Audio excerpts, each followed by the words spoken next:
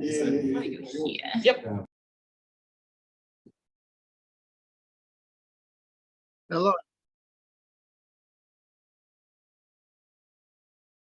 Can you hear me?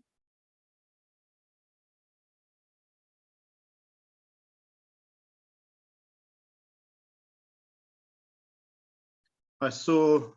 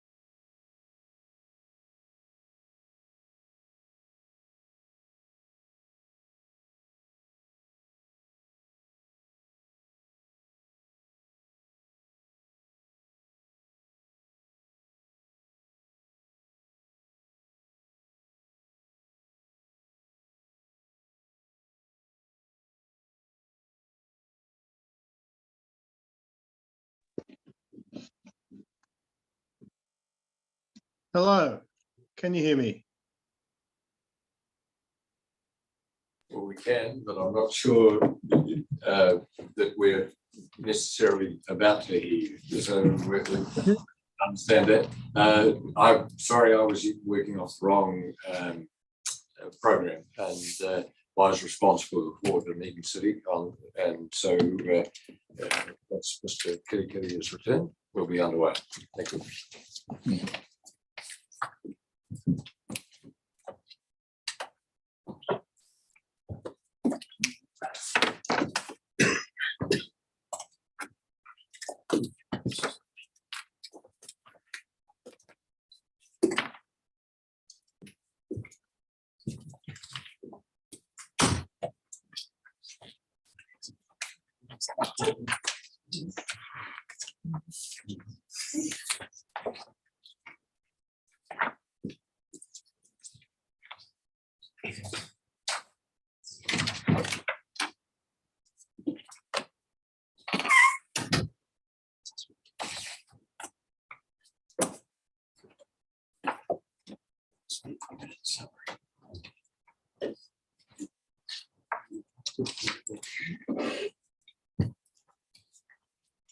We're all ready to go.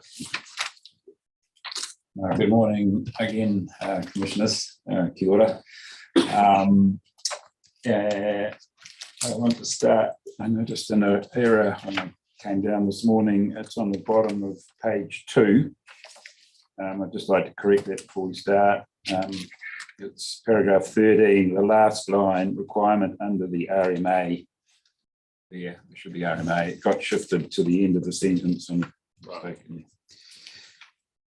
all right. Yeah, thank you for this. See, my computer does things like that. Oh, yeah.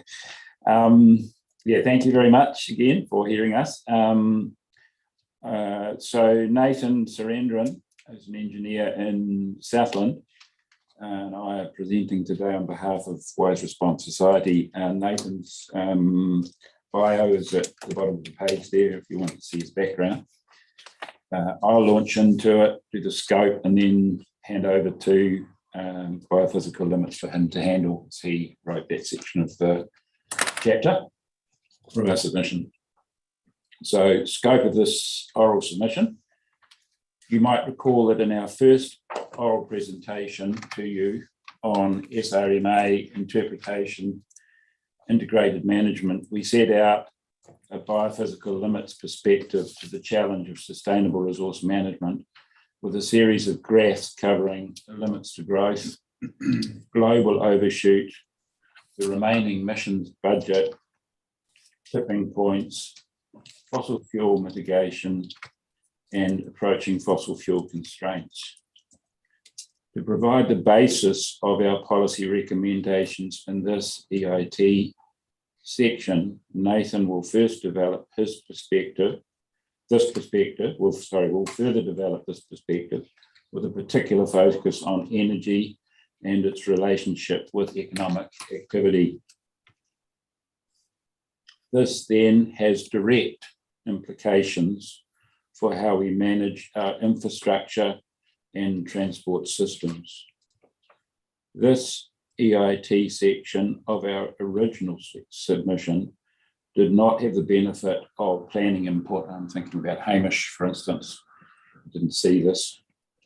This may partly explain why virtually all our submission points were dismissed in the section 42A report. We therefore ask that with your combined expertise, you consider the merit of the intent of our submission points and whether that might still be given valuable effect with adjusted wording or with a shift to another part of the statement. I'll hand over to Nathan now. Kia ora koutou. Nathan Surendran, and I'm a professional engineer with a background in mechanical building services. I'm here to talk about energy and a biophysical limits perspective. We've got a series of statements here. I'll read these statements out. If at any point anyone has questions on a particular paragraph, I'll pause between paragraphs just to give you a chance to ask those questions if you need to. Here we go. Oil is a finite resource. Sorry, Mr. Surendran. It might be best if you just take us right through, and we'll have any questions here. Okay, thank you. Okay, no problem at all. I'll do that. Thank you. All right. So oil is a finite resource, and as it becomes harder and more expensive to find and extract the remaining resources, the cost of using oil will continue to rise. If you have a quick look in Appendix A, there's the resource pyramid, which is a well-known concept from mining, geology, and so on, saying that basically there's a limited amount of higher quality resource, and there may be a lot of lower quality resource, but at some point there is a limit to our ability to exploit that resource. An example of that would be copper. Used to be large nuggets of almost pure copper lying on riverbeds around the place. People went and picked those up first, obviously. We now move multiple tons of copper-bearing ore to extract a few kilograms of the raw material. Same issue with oil. However, there is another issue with our reliance on oil that's less well known, which is the declining net energy.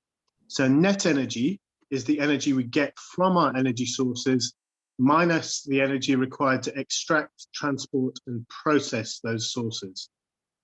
As we use up the easy to access oil, we have to rely on lower quality and harder to extract resources, which require more energy, therefore, to extract. And this reduces the net energy, that is net of the cost of production, which is available to us, and means that we have less energy available to power everything else in our economy, such as manufacturing, agriculture, transportation. This net energy at the global level is trending towards zero much faster than is commonly understood. And without putting any dates on it, because the specifics of exactly when that might happen are not as relevant as you might imagine to the conversation that we're trying to have. If you have a look at Appendix A again, there's the example, the second diagram, net energy, and you can see there a typical bell-shaped distribution curve. Supply ramps up when you start to extract a resource, and then the conventional view is it peaks at some point, and then the rate of supply starts to drop away. Now, what the diagram shows is there is a cutoff point in terms of energy supply when considering the energy system as a whole, whereby beyond that point, the net energy, that is the surplus energy outside of the cost of production, has dropped to zero. That means that we can extract the oil, but the amount of oil that we use in extracting the oil is equal to the amount of oil we get back. It's a zero-sum game in that sense. And that is something that is occurring at the moment, is that the net energy is crashing in terms of the rate of decline, and therefore everything is getting more expensive. And we're seeing this in the inflation of various asset classes and a lot of our consumer goods. Tim Garrett's research, he's a professor of physics over in the US, has shown that there's a direct link between energy consumption and energy activity. And again, I've included an example there called the Garrett constant. It basically shows that the power supply, that is to say, the rate of energy supply instantaneously for a given year, you can think of it as, is constant in terms of its relationship with GDP. You can look at that the other way around and say that our GDP is entirely reliant on energy expenditure. And as that net energy available declines, so too, therefore, will our economic output. Professor Steve Keen, who is a heterodox economist, globally renowned work, which has thoroughly rebutted the flaws in the prevailing neoclassical economic analysis, which assesses energy's contribution to GDP as relating to the percentage of GDP expenditure on energy, which is maybe 3 or 4%, and points in fact to this one-to-one relationship that the Garrett constant has also revealed. Therefore, the fact of our over-leveraged fiat money-based economic and financial system that is showing signs of increasing embrittlement as the headwinds of climate, geopolitics, and logistics challenges, alongside this net energy decline that we're highlighting, continue to bear down on our GDP and cannot be ignored. I've provided a link to a paper called Trade-off, Financial Systems Supply Chain Cross-Contagion, a study in global systemic collapse, which outlines the very real risk that widespread systemic dysfunction and a significant collapse in globalized commerce is a very possible or even probable outcome of the current challenges. And this is all the more probable when you start to understand what's known as the psychology of contraction and the self-reinforcing negative feedback that events such as the current US banking failures may initiate in a system, such as the financial global system. What this means in practice is unpalatable. However, it means that we cannot continue to rely on economic growth and consumption-based lifestyles, nor in fact the continuation in its current form of industrial society. And I'm saying that this is a risk which is unrecognized broadly in the literature from the likes of the RMA legislation and so on. And in the medium term, so say 5 to 25 years, we're going to see a steep decline in economic output because the energy that's available to power that output is declining. So we must grapple urgently with how to adapt to live within the declining net energy of our energy system. And this will require adopting far less energy intense systems. I've put in brackets there, plan for an energy budget of perhaps 20% of the current rate of throughput by 2050.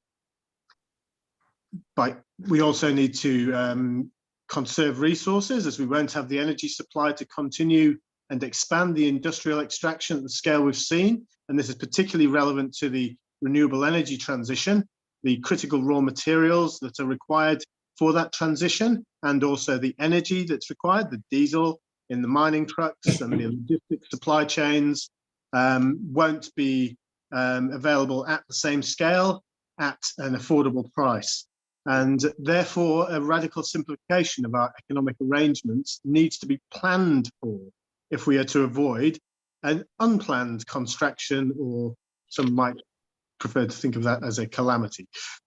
Common objections to this line of reasoning, which I often hear, and I've no doubt some of you are currently thinking, are things like technology will save us, which frankly is a faith-based rather than reason-based appeal. Or we can consider, or the notion that we can decouple resource and energy demand from growth.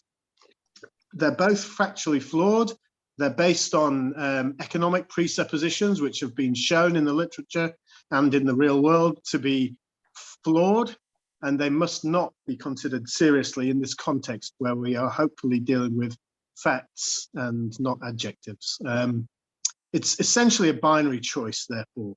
Retaining weak and poorly directed policy in this context, I'm not having a go at the policy that you're putting forward, I'm just saying in the context of the net energy decline that I'm talking about, the policy responses that are under discussion are weak and poorly directed and awaiting the inevitable and uncontrolled collapse in national GDP, our material standards of living, our public health system, and so on.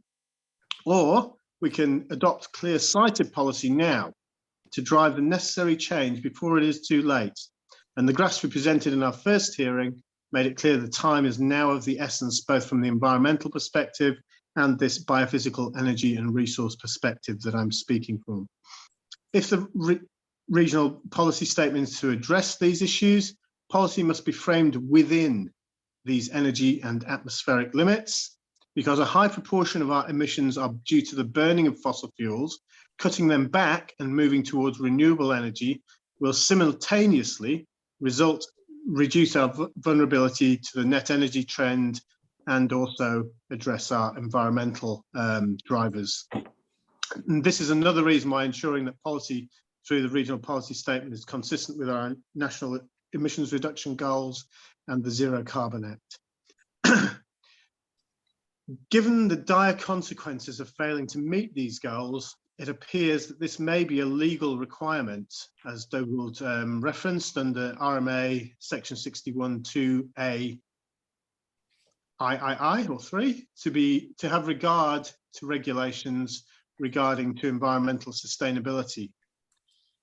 The summary recommendations we have put forward in this presentation are therefore clearly signal the declining net energy of our energy system, and that we must prepare for a lower energy world.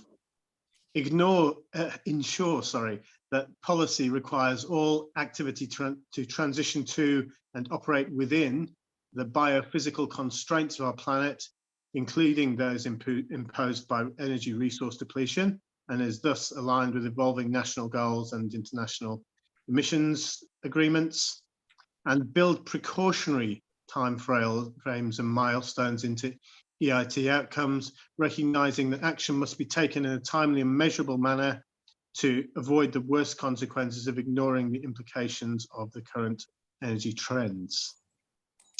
Thank you for the opportunity to be heard on this matter. Dougal's included a quote here from Professor Robert McLaughlin, who's another Wise Response Measure member. I thought we were going to do that at the end, Nathan. Yeah, we're going to read that at the end. Okay. Yeah, okay. yeah. I will stop there and ask for any questions, please. Thank you. We've got a section, you can see Appendix C, Commissioners, which is essentially a response to the section 42A points that the ORC made. So we've got in that table the specific provision where we oppose the response that we got, which is sort of summarised from the section of the S42. And then we have rebutted or agreed, not very often agreed, I have to say, in the fourth column there, and said what our current position is. And usually there's what we recommend as well, just below that. So our thought was to perhaps Nathan take us through the first, or I can do it, whatever you want, Nathan, first section, which is the energy bit, and then the transport bit. If you'd like us to just précis that was the thought, just take you quickly through it. Will I have a go, Nathan, and then you fill in if there's anything I miss out? Yeah, please do, Dougal. That's great. Thanks. Yeah. So the first objective, in fact, objectives 1 and 2 are really trying to bring in the concept of well-being, linking this section, the FIT section, to ultimately what we think the purpose of the RMA is, which is to deliver well-being through sustainable resource management. So despite the ORC's comment, we feel that it's an important thing to do if it can be fitted in there.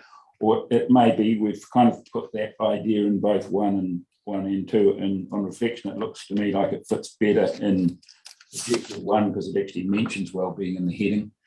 But we think that should be reflected in the policy as well.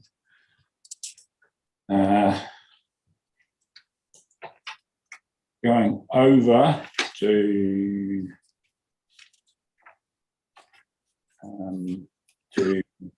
objective 3,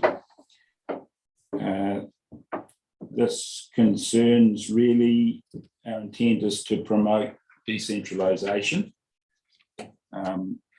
The ORC considered it was really what we were asking for here. You can see at the bottom the underlined pieces would be better framed as a method, and they felt it was beyond the remit of the RMA. We think that this should still be signalled. The attributes for decentralisation should be signalled, but the ORC may be correct that the details perhaps would be better reflected in the method.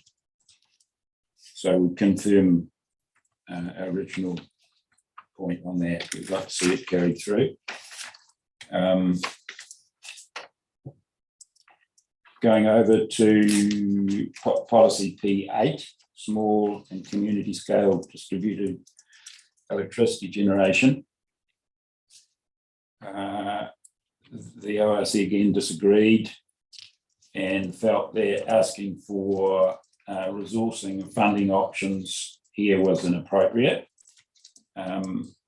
We accept that that is probably right, but we are aware of the vested interests in the existing centralised system and are really concerned how can we promote the decentralised model, which we believe is more sustainable given what Nathan outlined about the global situation with energy.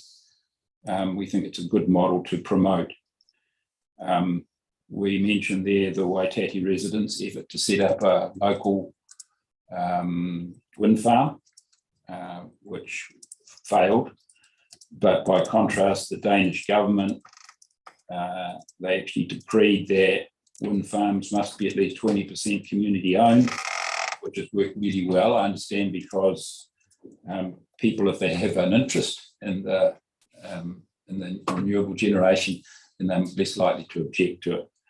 And now there's something like 47% of the power is coming from wind in Denmark. So essentially, we're asking for incentives for decentralised systems. Going to transport now. The first point is that we think that we should add access and spatial planning to the concept of transport planning. A little bit like avoiders to adverse effects. So you're kind of saying transport has adverse effects in terms of emissions, typically, even in the manufacturing and infrastructure required for it. So it's better to avoid. So if you can provide access to the service that someone is needing, then you avoid those negative effects. So again, whether it's legal or not, we think that is a really important concept. So the first thought should be, can we give the service to this community another way that minimises transport? And then you go into looking at ways in which you can deliver it with low emissions transport. They also considered that this idea would be better in the urban forms section, but we consider this transport aspect goes beyond the urban context. So we're talking about access in region as well as the urban context. So we wish to confirm that submission again. Going to objective 07. Again, supports this idea of access, and we've got a diagram there that comes from the Welsh Transport Plan strategy, which is what they call a sustainable transport hierarchy. It's on page 5, Roman 5, and you can see they got there where we need new infrastructure. So again, they're saying, let's ask if we need the infrastructure first, and then go into looking at walking and cycling. Is that an option? In public transport, is that an option? Vehicles like EVs and so forth, is that an option? And then finally, you're servicing private vehicles and private cars. So we would like to see that sort of hierarchy brought into the plan. On trans 8, objective 8, transport, our submission seeks better transport synchronisation to improve use and better transport facility.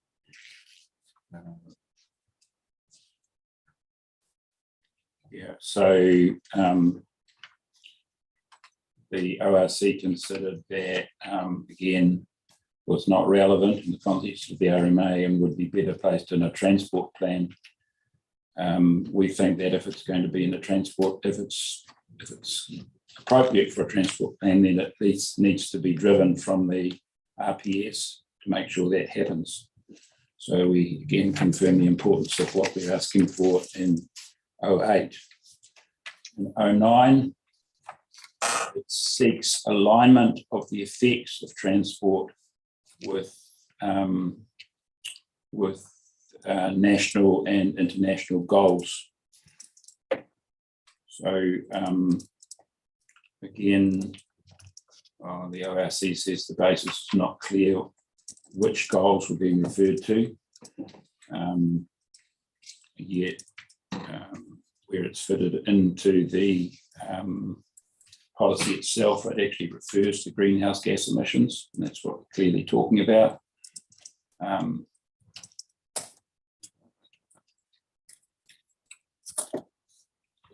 that it would be more appropriate in an outcome.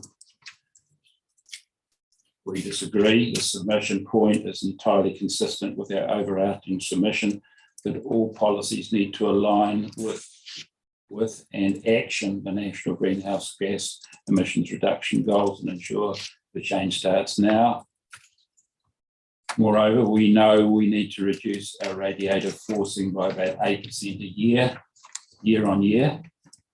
This needs to be done in all sectors in all parts of the country, and we understand that the ORC is developing action plans for this very purpose. On page Roman 7, we had proposed a new policy, and the idea of this was really just to bring together living arrangements and facilities that would better enable a low carbon future reflected in the transport policies. You could actually look to integrate some of those ideas in existing objectives, but they're all there anyway as a separate objective. We couldn't see that the ORC had addressed that proposal anywhere in the S42A report. The result is we asked that those points be reflected in methods. We didn't actually specify what methods, but if you accept any of our points in the submission, then we would like you to make sure that they're given legs in the methods. And if we can sneak in under hazards and risks at the end there, because we won't be appearing under hazards and risks, we think that we wish to reaffirm the importance of having information to set objective priorities in managing hazards. So we've got in there, you can see we want comparisons between different risks and probabilities done so that you can rank risks properly. We think that, for instance, climate risk is a perfect example of something that we have not taken seriously enough because not enough people understand the urgency of the situation. And if we assessed it properly and put numbers on it, we would put it right up there. In fact, the ORC risk analysis itself, I think I mentioned in the previous, in an earlier submission, shows that we're already in a very serious position with it. So there are. Oh, we've got the final bit, the quote that Nathan started to read here. We want to thank you for the opportunity for being heard.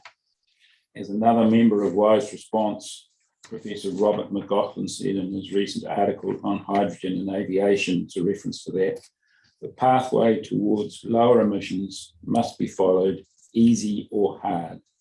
We know now that every year of delay makes the job harder and the damage worse. This RPS is a Otago's opportunity to lead the energy emissions transition. The crucial question is, do we have the empathy, the wisdom, and courage to take that step while we have the chance? Thank you, Mr. McCamish and Mr. Surendran. There may be questions from the panel. Yeah, thank you. This is probably more a question for Mr. Surendran. The graph that you've, example 2 in Appendix A,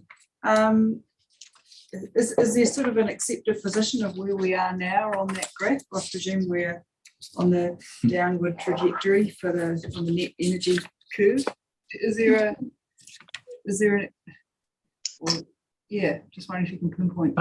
There's a fact-based assessment, and then there's an accepted, or I guess you'd say acceptable range of estimates. The fact is that currently all liquids considered, our oil supply, which is about roughly 1/3 of our primary energy consumption globally, is declining at around 5 to 7% per annum. That's the gross energy delivery rate. The net energy is declining significantly faster than that. And there's a petroleum geologist company over in the States called Hills Group who did an analysis, which is linked to in the reference I gave for this presentation, or in relation to this chart. And they suggested that the decline rate of the net energy is such that for our oil extraction activities, the net energy tends towards zero in that next 5 years sort of time frame. So that is to say, people talk a lot, and particularly, in the IPCC scenarios and so on, it has historically been talked about the risk of increasing emissions out to 2100. From this perspective, which is a sort of biophysical economics perspective, which actually takes into account the physical world, which typical economic perspectives discount by saying, well, we can substitute one energy source for another and so on. That biophysical perspective is saying basically that we are not going to be able to recover more than about probably half to 2/3 of the total proven resource is what's known as the ultimately recoverable resource. And within that as well, there's challenges. So as we go down that resource pyramid that I put in as the first example, what happens there is we're going for resources that are more geologically spread through the Earth's crust. So we start to use techniques like hydraulic fracturing or fracking of rocks, which is the shale oil revolution that's happened in the United States. And that is a lighter oil generally. It's similar to the condensate that's produced off the coast of New Zealand. And what that means is there's less of the heavier crude oil produced, and it's the heavier crude oil that yields the things like diesel and kerosene, which are obviously essential to global industrial activity, to our logistics systems and so on. So we are going to see some significant shortages in the not too distant future. Whether they are manifesting in New Zealand as price spikes or actual shortages of delivered fuel, bearing in mind particularly now that our fuel supply is sourced via Singapore as a refined product, and that there's much bigger actors much closer to that resource who have the military capability to demand it. There is a very real risk in the next several years that we will see actual shortages of fuel in New Zealand. Does that answer your question? Yeah, no, it does. Yeah. I'm not sure if you saw or heard any of the evidence that we received from the renewable energy generators but one of the things they talked a lot about was increasing electricity generation to respond to increased demand to meet the 2050 targets. And I mean, I suppose while we're talking, you know, here in relation to Otago, I mean, I think they talked about a new Roxburgh and Clutha Dam every 3.5 years to be able to meet the demand, and they focus more on solar and wind to be able to achieve that. And I was just wondering, in your paragraph 9, you know, you're talking there a lot about that we won't have the energy supply and that we need to reduce. I mean, are those numbers that you're sort of citing around there, are you talking globally or are you talking locally? Yeah. Okay. Yeah. Yes, globally. So what's happening, as I've described with the oil supply, is just a geological fact. You know, there's all kinds of analysis out there which is collated together in some of the resources I was linked to, which hopefully demonstrate the factual nature of that decline in oil supply. What the renewables guys are rightly pointing to is that for various reasons, hydro is challenging or probably off the table from a planning and environmental perspective.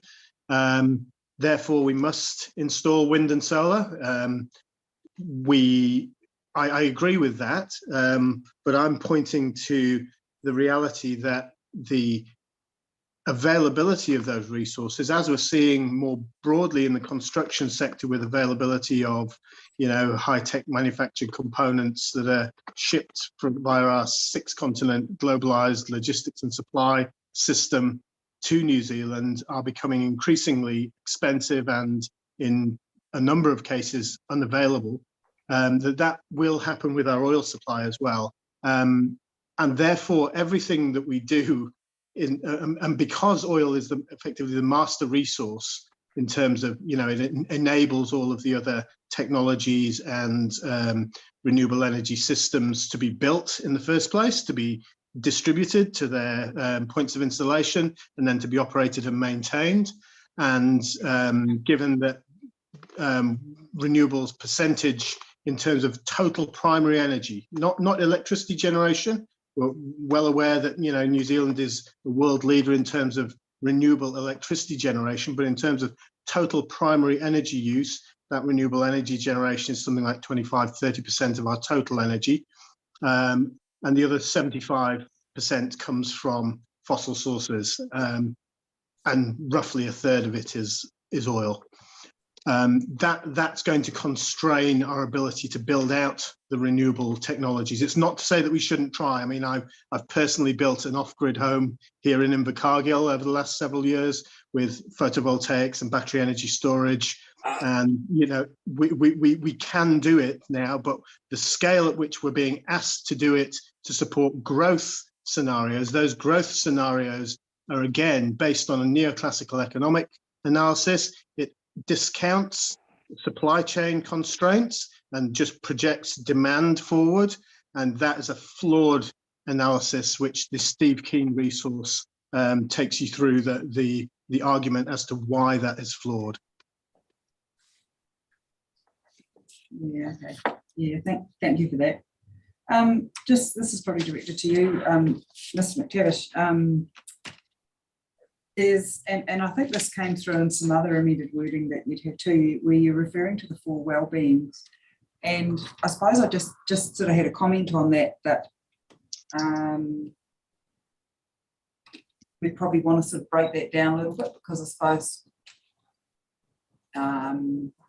everybody might not be 100% sure what it means, you know, in terms of policy drafting and the like. We need quite a lot of certainty so that there can't be any ambiguity, and if there's different documents that have got different well-beings referred to around the place, that we need to break that down. So is there a sort of a wording that you would want to see in place of that if we were to adopt some of your recommendations there? That's in objective 1 and 2. Yeah. If it was acceptable to the commissioners, I'd like to go to Hamish and say, I actually emailed him the last couple of days and said, have you got time to look at it? But he's so flat out, he just doesn't. But I think if it's a specific question like that, I'm sure he would help us come up with some good wording that, fits the planning profession. Yeah, I mean, I suppose it's just different. I suppose we just need to make sure everybody's going to be interpreting statements like that. The other thing you're very aware, like we jump into these and we do a chapter and another one, we don't have a very good overview. So there may be places where you think you've covered that off, pretty well, and it's sort of built into it, if you like.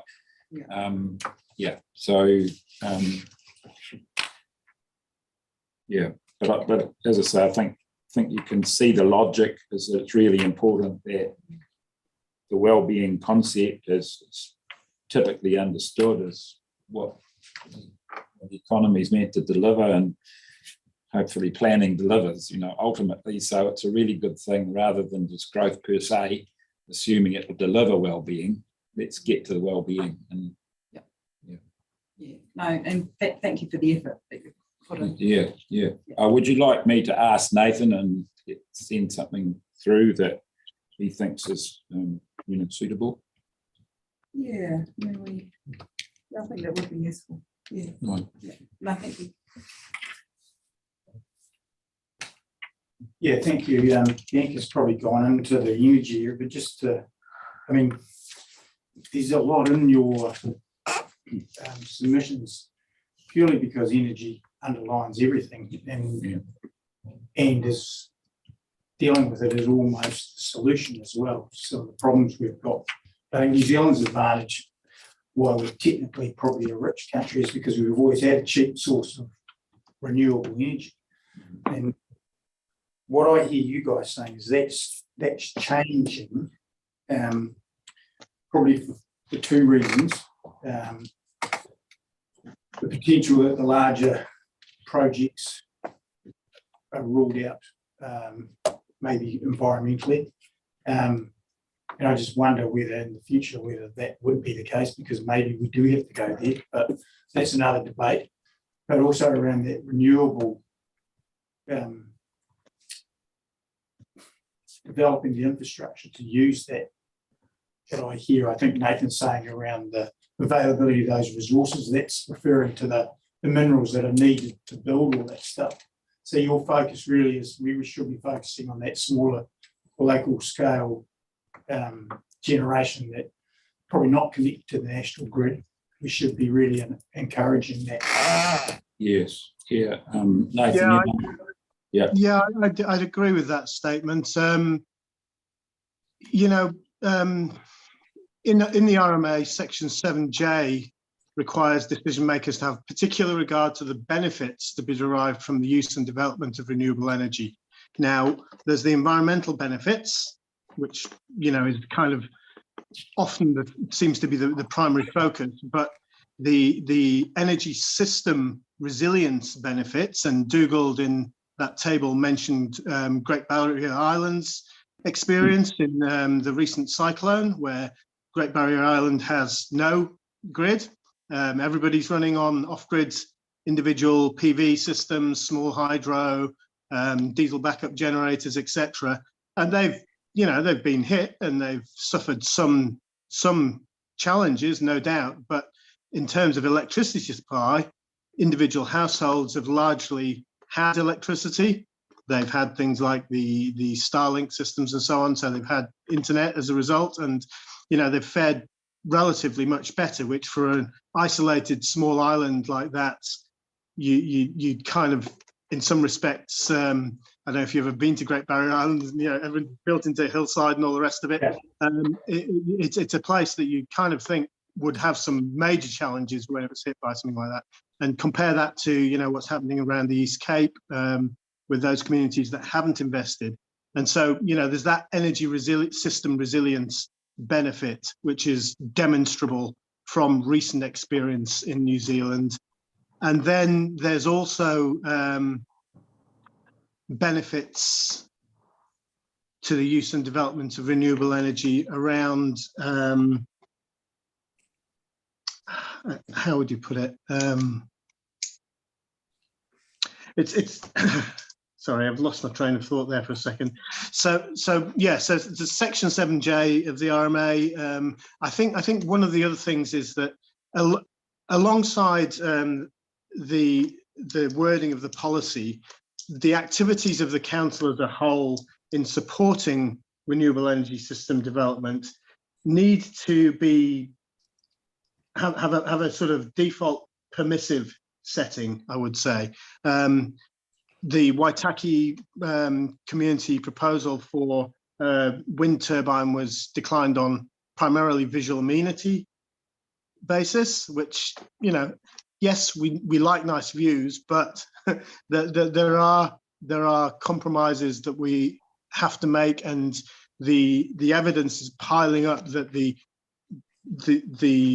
speed of the renewable energy transition that we're achieving here in New Zealand is significantly lower than other parts of the world.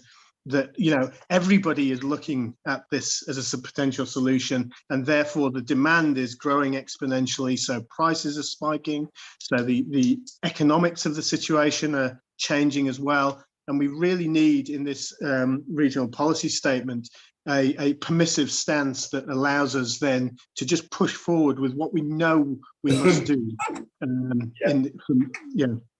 You're starting to sound like one of the REGs, because that's Well, what they've been telling us. But on that point, because it sort of relates to, in your original submissions, I think you promoted a couple of definitions that have been adopted by the Section 42A report authors, and one of them is climate change mitigation means human intervention to reduce the sources of or enhance the sinks of greenhouse gases. And that links into exactly what you've been talking about, IMP 12, which is kind of recognising that default position that if you're contributing to that, there's an easier pathway for you. And I'm seeing some other evidence that suggests that renewables does fit under that climate change mitigation. And I'm assuming that, given what I've heard today, that you think that that is directly related to renewable energy generation. It's one part of it, and yes, it contributes not only to climate change mitigation, but also importantly, as I said, with reference to recent events on the North Island, to adaptation as well. Yeah, so it's really a win-win in that respect. You know, notwithstanding that, you know, globally this renewable energy transition is on a material and energy basis a one-time affair. You know, we won't have in 25, 30 years, when all these renewable energy assets come up for renewal, the ability to probably do it again at the scale that we did it this time. But at the moment, we aren't doing it at much scale at all this time. And it's really important to make that transition less painful for New Zealand's communities, that we allow renewable energy to push forward at whatever pace it can commercially achieve. I'm not saying without any barriers, obviously there need to be some, but to really, you know, align with the RMA's intent, which, as I say in section J, you know, it really talks about permissive, you know, it's saying that we have to allow these things, notwithstanding, you know, reservations regarding visual amenity and so forth. Yeah. I was going to say, with regard to the sort of central versus local, I don't think we're saying it's either or. It's got to be both. Yeah, because it's really important that once you're generating locally, that you can, correct me if I'm wrong, Nathan, feed in to areas, you know, if there's no wind blowing here and there's wind up there, you want to be able to share a bit. So, and what we've heard from the generators is that those local sources are not always available in certain communities, so they have to connect to yeah. What I was interested in your new policy in the transport section, which I'll get to, but it mentioned, and we've just been listening to the telecommunications companies today about how important they are. and it's pretty clear they are, well, we wouldn't be talking to Nathan if we didn't have them. But you're evoking my mind to the greenhouse gas issue and the climate change issue, how important they are in that sense.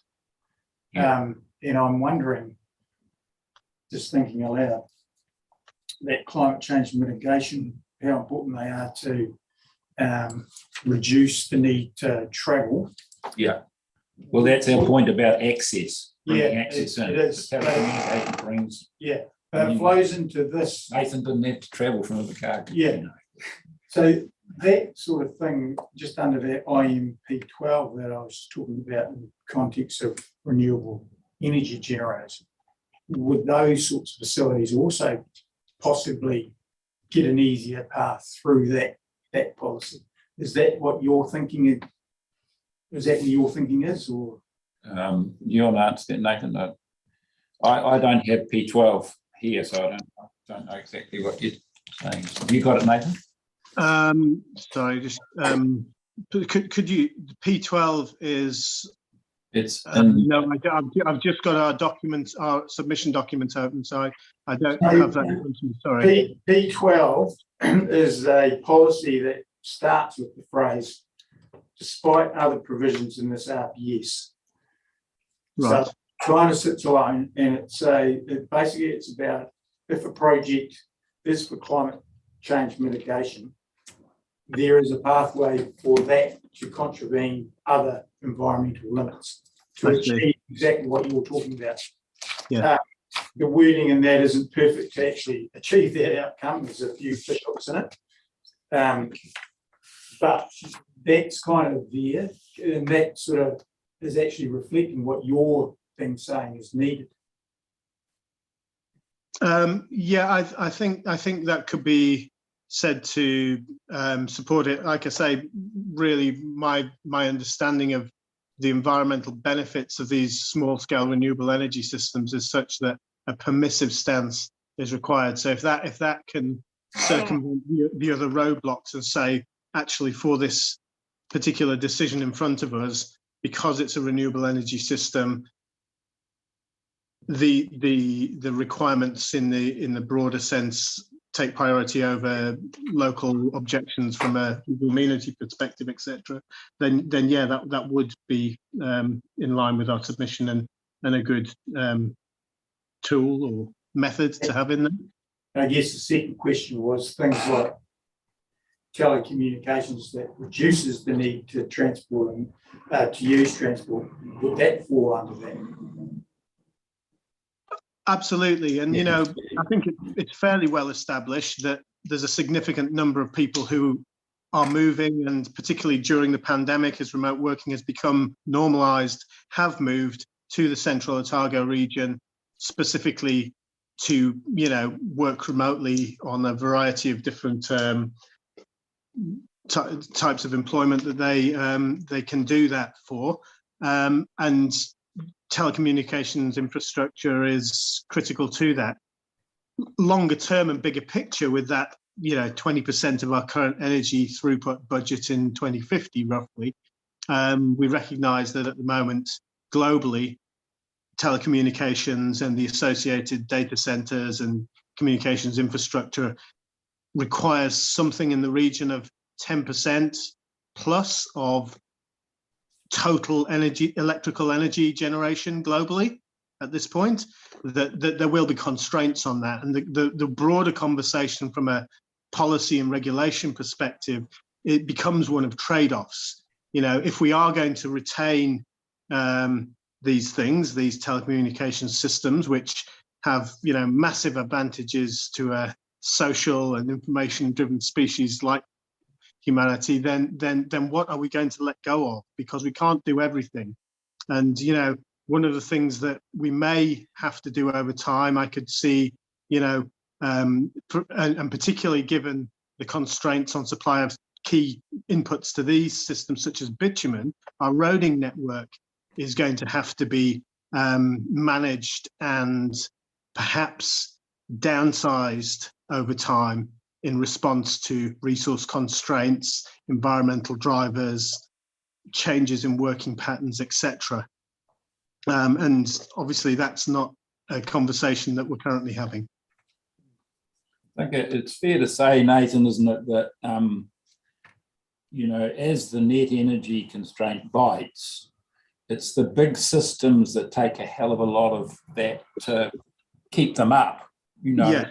Political systems, infrastructural systems, trade systems, and just the broad model is that if you take away energy, the most robust level of organisation is community.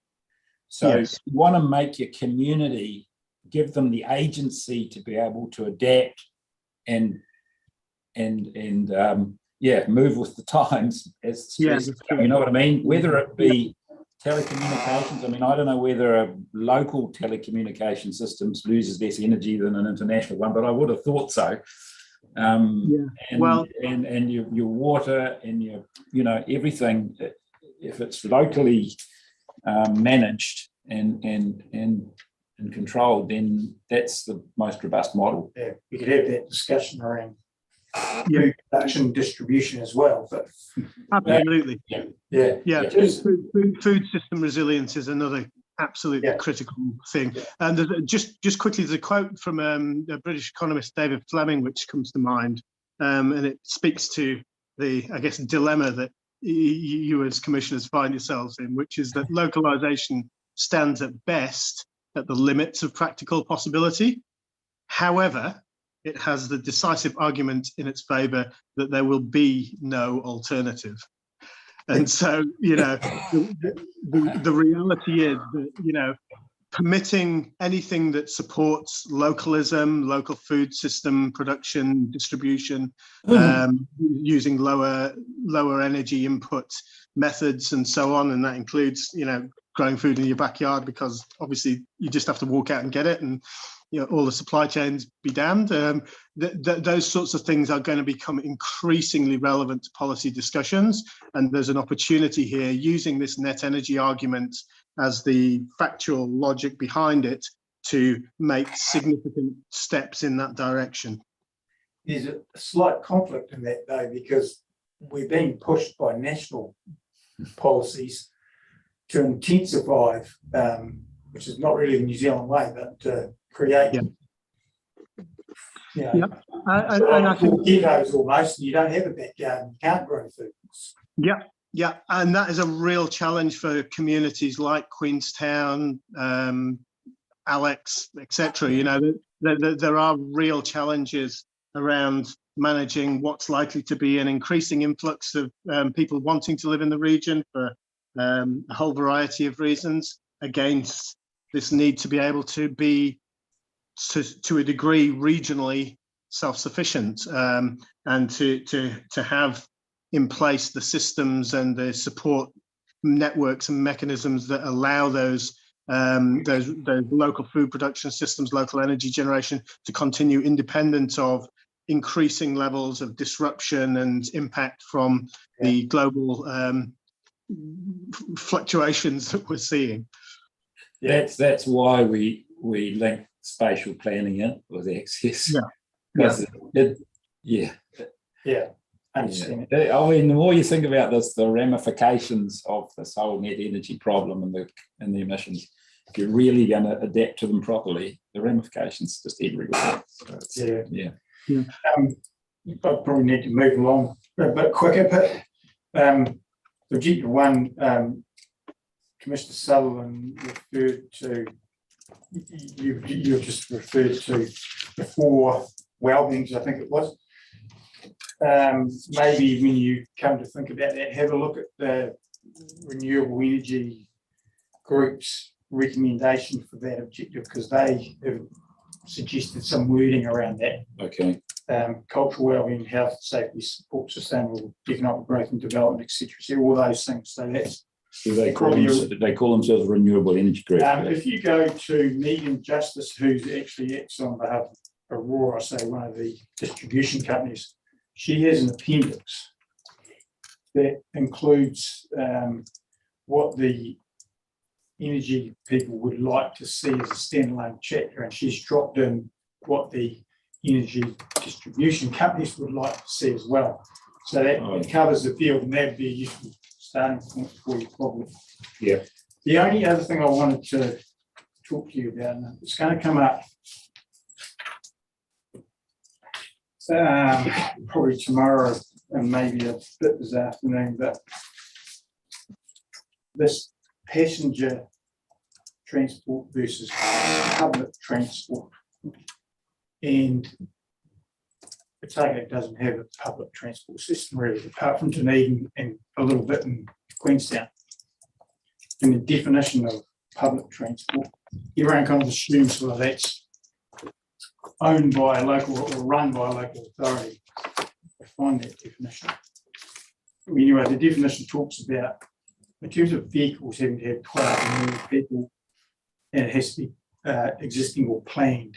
And some people are saying, you know, kind of get your argument that it needs to go wider than that, because these towns don't have public systems, and they use the phrase passenger transport, and I haven't got ahead completely to it yet. But when you think ahead, and you probably read a lot of stuff I've read about how future transport might work, it's almost an advanced sort of Uber approach, car sharing or whatever. People don't own cars, but there's like a car sort of sharing thing. There's all different options being considered around that. And I would have thought it would have fallen into it's not necessarily planned, it's privately provided passenger service. It doesn't quite fit any definition now. I just wondered if you folk had considered that in the context of your, because it does promote a reduction in reliance on needing to own a car. Yeah, I But think it doesn't cover the some places can't have public transport, just doesn't work economically. Yeah. So yeah, and I think that there's a couple of timescales to consider it over. There's a sort of immediate policy response to promote public transport to improve the resilience of the existing system and reduce its carbon intensity in line with the emissions reduction legislation that's out there.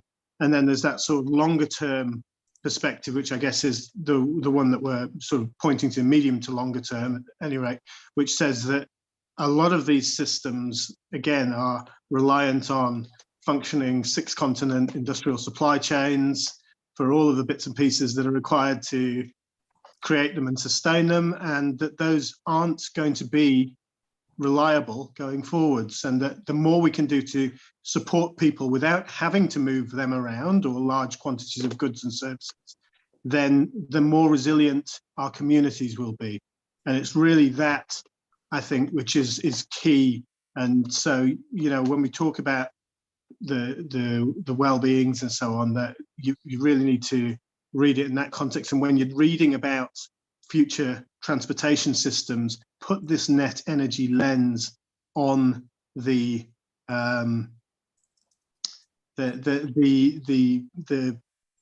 aspirations of some people who possibly, you know, are to some degree, and I was there 15 years ago, blinded by the shiny new things and technology and e-bikes and all the rest of it, which is all great and, you know, fun to use and improves people's well-being through active transport and so on. But how much of that is realistically available? And this is, you know, going back to this is a policy discussion. It's supposed to be quite hard-headed, based on factual information as much as, you know, the community's wishes.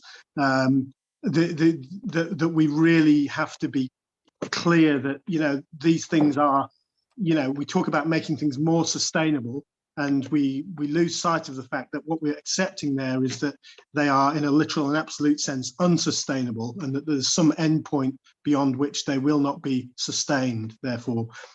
So, you know, really wanting to bring that sort of language into the discussions to support, you know, what will be seen by some in the community as potentially quite radical proposals, given that lens.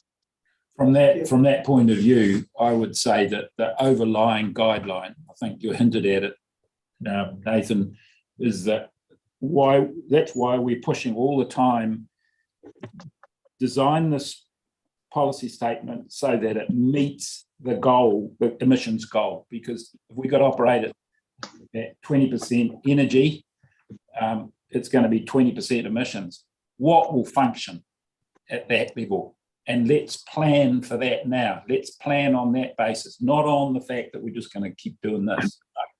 Yeah, we always talk about the water being interconnected with it. Energy is probably the biggest thing in that. It's interconnected with everything we do. Yeah, Correct. Yeah, same sort of. Underlying every single thing that we count as GDP in the modern economy is fossil fuel energy expenditure. And, you know, just to give you some sense of how much energy relative to, you know, pre-industrial times we leverage, a single barrel of oil, which we can buy on the international markets for something like $100 a barrel, it contains the equivalent in human labor terms of 4.5 years of work. You know, and we're expending, you know, hundreds of thousands or millions of barrels per day just in New Zealand. We have this massive hidden subsidy on our way of life and our materials comfort that come from our use of fossil fuels.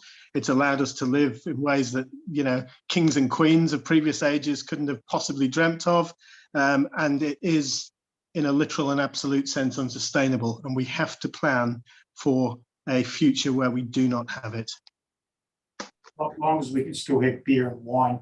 I think the consumption of beer and wine considerably predates our exploitation of fossil fuels. So you're safe there, provided you grow it in Taieri. Yeah. Hey, thanks very much for that, folks. It was illuminating. Thank you. Thanks for your time. Kia ora, korua. What I hear you say resonates very much with the views that Ngāi Tahu have been espousing during this hearing. And it comes down, I guess, partly to your very last statement, where you talk about whether we have the empathy, wisdom, or courage to do things, right? Yeah, I mean, there's a general understanding about everyone accepts that energy shortages are a thing that we're in now and become even more important as the years go on.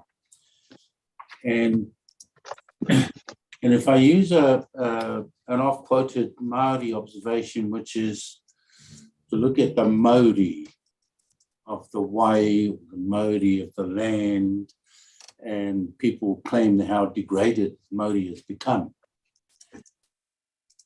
The normal Māori response would be to say, we want to recover the Māori, do something about it. It's been degraded.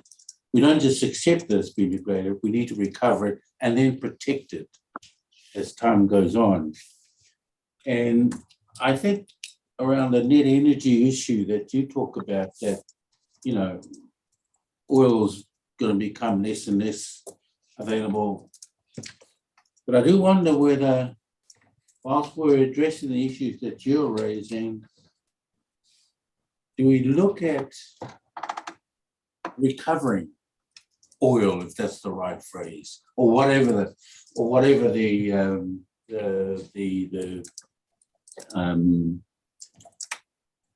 thing is, because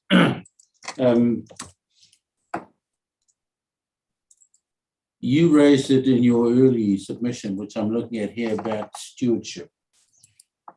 Now, we're here only for a short time, and we have a responsibility to actually look after the things that we've got. And so that, again, in the Māori world, we're given something now to look after in the hope that we can actually improve it for our grandchildren later on. You know? So there's an element of improving these things, even though we understand that they're degraded at the moment.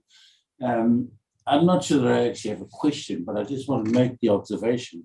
I mean, I agree with what you're saying here, but I think it also there's a reflection, I think, of the maybe philosophical underpinnings that sometimes are at cross purposes. Well, sometimes they seem to be the same, but using different words. Yeah, well, they may not even be the same. Yeah, Yeah. they may Yeah. seem to be the same. We Yeah. often think we're saying the same thing, but we're actually not. Yeah. Yeah. Fiona, Yeah. can I respond to that? Yeah. Not too long, Nathan. No, just very quickly to say that I believe that the Māori worldview very much understands resource constraints. Tatipne O'Regan in a energy conference down in Invercargill recently, when talking about hydrogen, said, well, if not hydrogen, then what else? And it's a good question, because really, actually, we are at the end of our options. There are no, saviors on the horizon that are thermodynamically plausible from an engineering perspective. And I do believe that, there's often talk of things like intergenerational equity comes up in policy discussions. And I've heard, for example, Southland District Council talk about building roads now for the future as being an example of providing intergenerational equity, which actually has it asked backwards. The reality is that leaving resources in the ground to provide optionality for future generations is the right way to look at this, and therefore doing less to perpetuate the existing systems and paradigm and moving to a post-industrial bicultural understanding of our future in New Zealand that aligns with the Māori, with Te Ao Māori, is really important. Yeah, I agree with what Nathan said, but I'd said that the model, in fact, the diagram that Nathan's got, his first triangle there, which basically shows how we're moving to less and less quality and resource. And it's also reflected in a built structure. We make a building, but immediately it starts to degrade. So there's this degrading thing going on all the time. And I heard someone say recently that the antidote to that is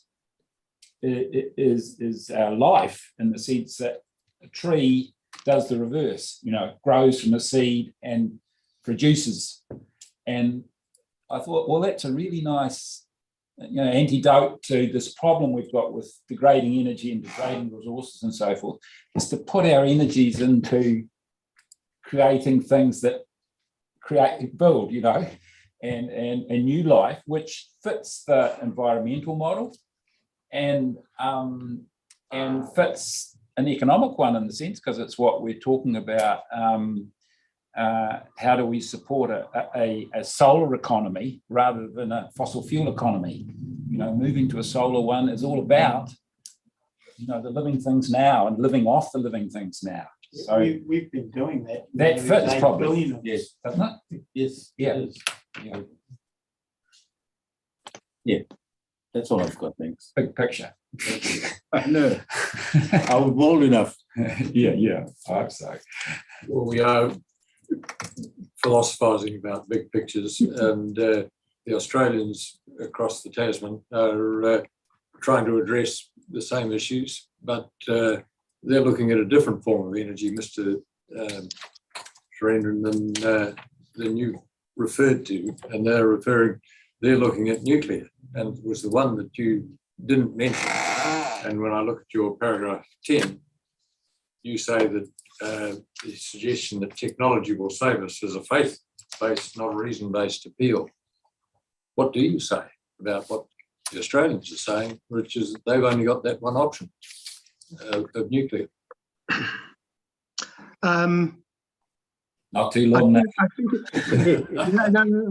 I can respond. I think it's clear that that nuclear energy systems are seen globally as one of the ways to increase our electricity supply.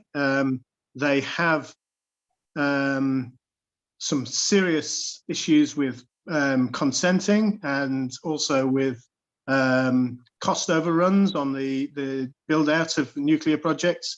Hinkley Point C in the UK has, I think, tripled its original budget and is still only half completed. There's some massive challenges from an engineering perspective, but with this net energy lens, the complexity of the high-tech, high-precision machinery and so on to make nuclear reactors operate in a way that is acceptably safe will limit the future in the same way that it's limiting hydrogen, for example, which, you know, again, has massive engineering challenges in storing and using it safely and is therefore uneconomic on the whole. Same can be said of nuclear. And it's one of the reasons, actually, frankly, that I relocated to New Zealand is that, you know, we have 440 commercial nuclear reactors globally.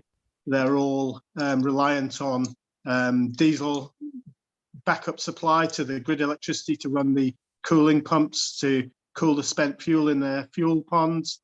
And in the case of a long-term grid outage and challenges with diesel supply, those fuel pools start to boil off and the contents of the fuel rods start to burn and off gas into the environment. So, you know, we have some significant environmental issues with our existing nuclear fleet, and I can't see, given the regulatory and economic headwinds relating to net energy in particular, that we'll build out a new nuclear infrastructure at any particularly large scale. I think it's somewhat of a red herring in that respect.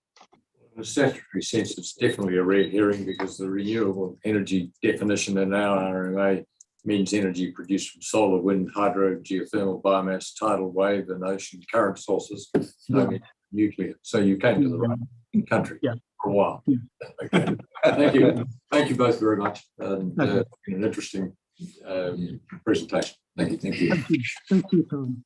Kia ora. Nathan.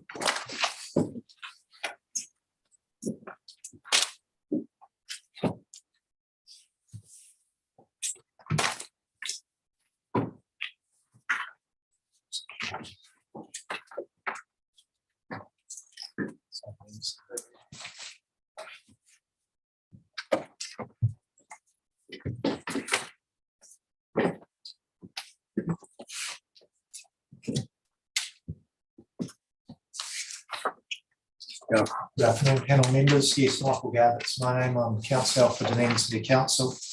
With me is Mr. James Taylor Planner, who will provide evidence. I just have a few short opening remarks, if I might, just to draw your attention to key parts of the Dunedin City Council submission in relation to this topic. I've spoken to you a couple of times about the avoid policy, and this is one of those places where it bites. And just to emphasise where it does so,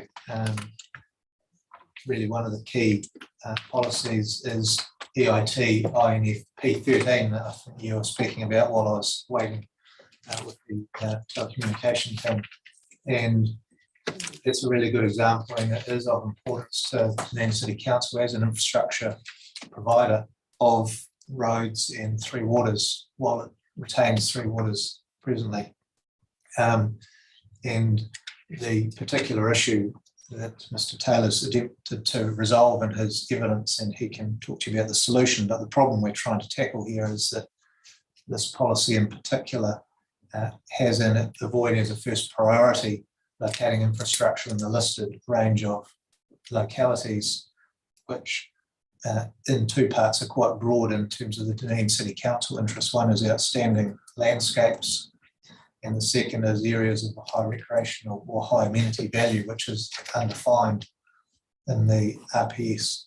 And those two areas, when you think about Dunedin, the higher altitude areas, which are largely mapped as outstanding landscape, and what a high recreational or high amenity value area is probably open for quite wide-ranging debate and litigation. And if a piece of infrastructure is not regionally or nationally significant, it drops to subparagraph 2B, which for all other infrastructure the policy setting proposed currently is to avoid effects on the values that contribute to those outstanding nature or significance, whatever that might be.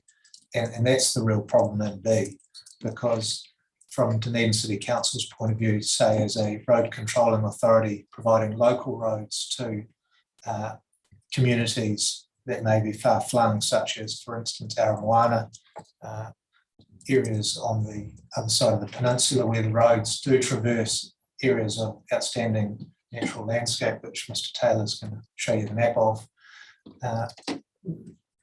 to provide connectivity and resilience to such communities, to have a policy setting if, for instance, a road was destroyed or needed to be fixed or even improved, that the policy setting is to avoid effects on the values in those areas. It's just too tough, and it is saying it can't be done, and there'll be a direct tension there. So Mr. Taylor will, in his summary, say how that should be fixed. The only other thing I just want to specifically remind you of, it's not something Mr. Taylor's covered in his evidence, but it is important in relation to this topic, and that is what in fact is regionally significant infrastructure. And Dunedin City Council in its submission has submitted that landfills should be included in that list. And just going to that definition of what is regionally significant infrastructure, just try and get up on a note.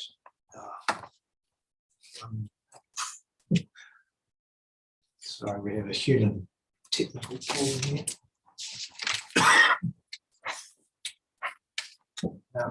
The definition does include stormwater infrastructure.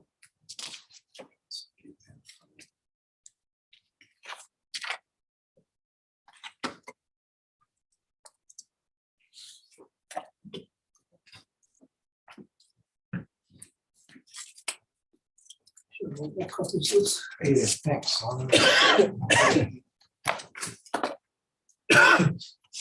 Brilliant, thank you very much. Sorry about that. Yes, the definition of regionally significant infrastructure does include aspects of infrastructure that Dunedin City Council operate and maintain, including, in particular,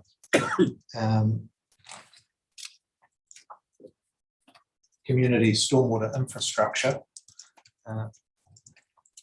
which is your curb and channel, your swales, all those other components that do manage stormwater, obviously for the protection of communities and to maintain their well-being from stormwater infiltration. Also wastewater and sewage collection and disposal infrastructure serving no fewer than 25 households. And that's great, that should be recognised, because that provides health and safety and avoids disease and manages effects on the environment, which is excellent. In that context, though, Dunedin City Council do run a current and have consent subject to appeal for a future city landfill.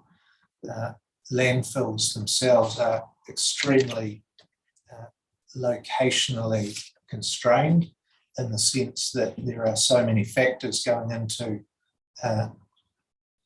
identify a location that's suitable for a modern landfill.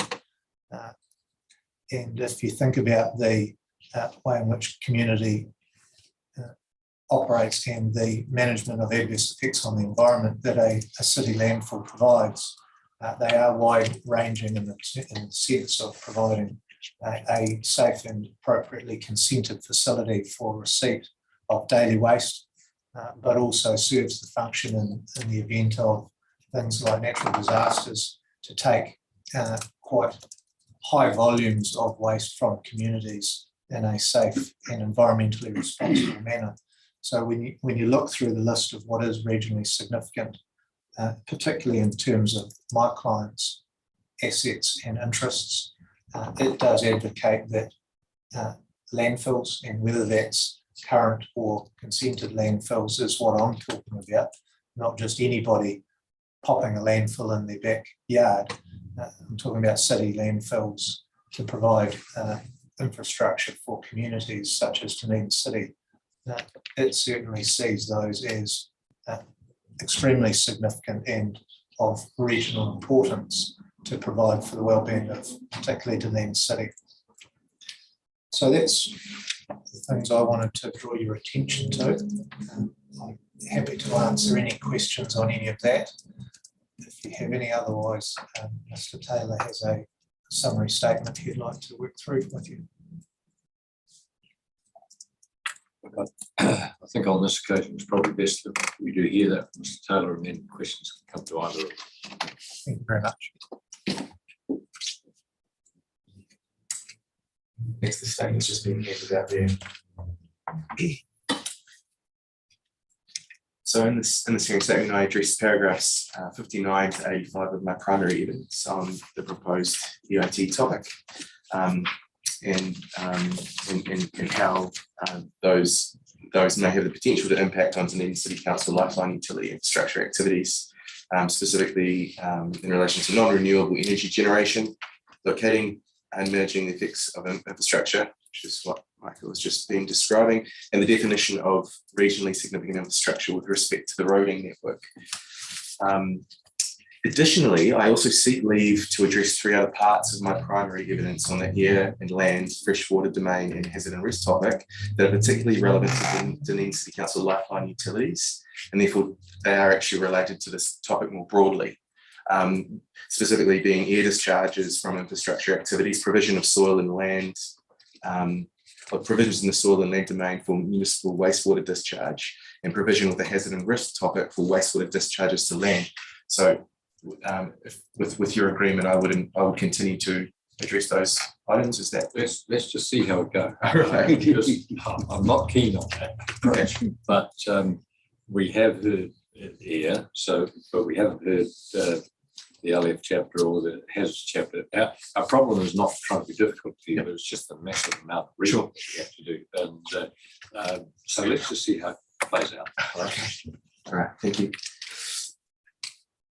Okay, in relation to non-renewable energy generation, Dunedin City Council lifeline utility infrastructure assets such as wastewater and water network pump stations and wastewater and water treatment plants require electricity to function. The larger and more critical plants have permanent wired and diesel generators, and others have provision for connection to portable generators. An unqualified avoidance policy in relation to this topic could prevent community resilience through backup power generation for both DCC lifeline utility infrastructure, but also for community facilities such as Marae. I therefore recommend the following changes to EIT and P5, being, as I've listed before, which is to include provision for this. In relation to the definition of regionally significant infrastructure, the settlement pattern of coastal Otago includes multiple small communities that are dependent on access via local roads or relatively lower order classification roads, which is actually quite a unique aspect compared to many other parts of the country. The ongoing use and development of and occasional realignment of these roads is actually essential in providing access for emergency vehicles and providing community connectivity. The roads are defined as lifeline utilities. However, this actually has no benefit within the infrastructure location policies. Therefore, I propose the following amendments to the regionally significant infrastructure, which is to, as written here, to broaden the category. The next topic, locating and managing the effects of infrastructure. So as discussed, a large portion of coastal Otago within Dunedin City Council, Dunedin City is classified under the 2GP as being part of an outstanding or significant natural landscape. And I'll refer to a figure which I have over a page. However, policy P2 requires adverse effects on values that contribute to an area's outstanding nature or significance resulting from infrastructure, despite it having a functional or operational need, but not fitting the regionally significant infrastructure definition to be avoided. So you can see here on this diagram, the area in orange is an outstanding natural landscape. The green is significant, and it basically covers the entire coastal area. So regardless of the decision relating to the definition of regionally significant infrastructure, DCC will likely require infrastructure that may not be regionally significant to be rebuilt in the future to modern standards, or where there is a functional and operational need, possibly realigned. So for example, a change of road alignment following a slip.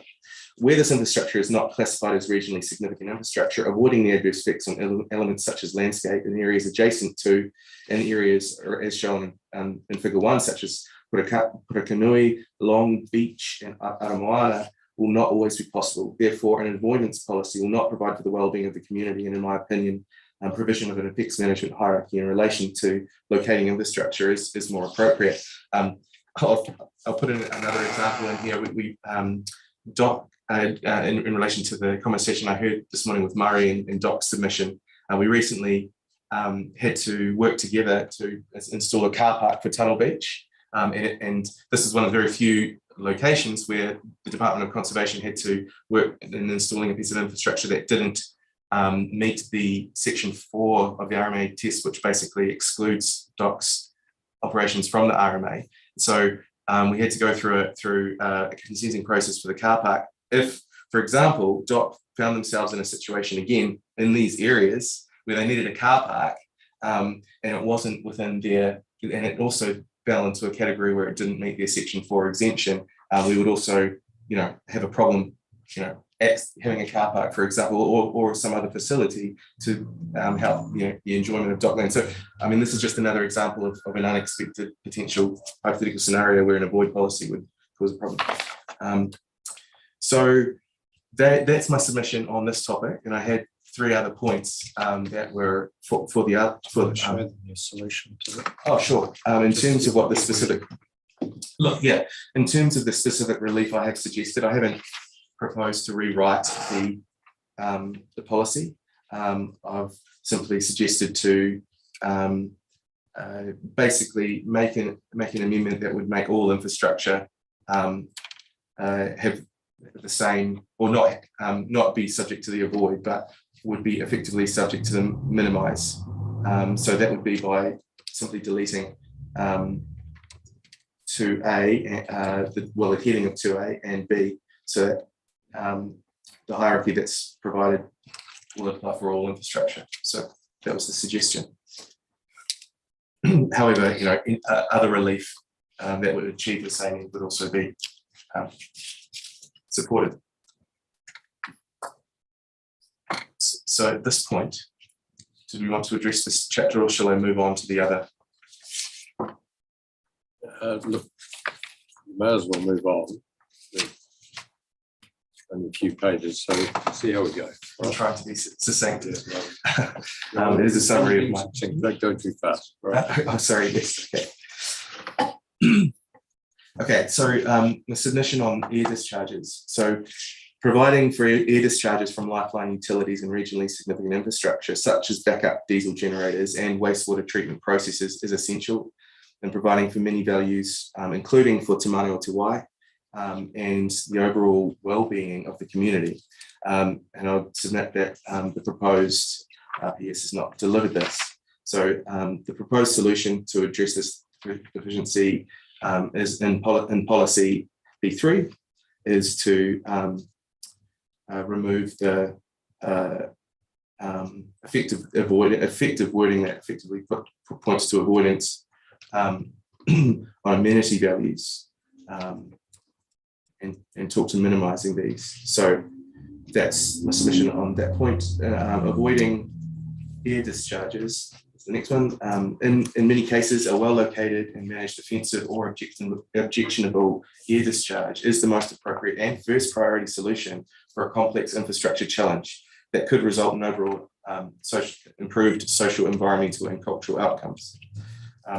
Additionally, as has also been outlined in the evidence by my colleague, Mr. Frentz, Air Policy 4 may potentially conflict with the provisions of the NES air quality and is not otherwise necessary to repeat the higher order policy. So my proposal is to delete that policy.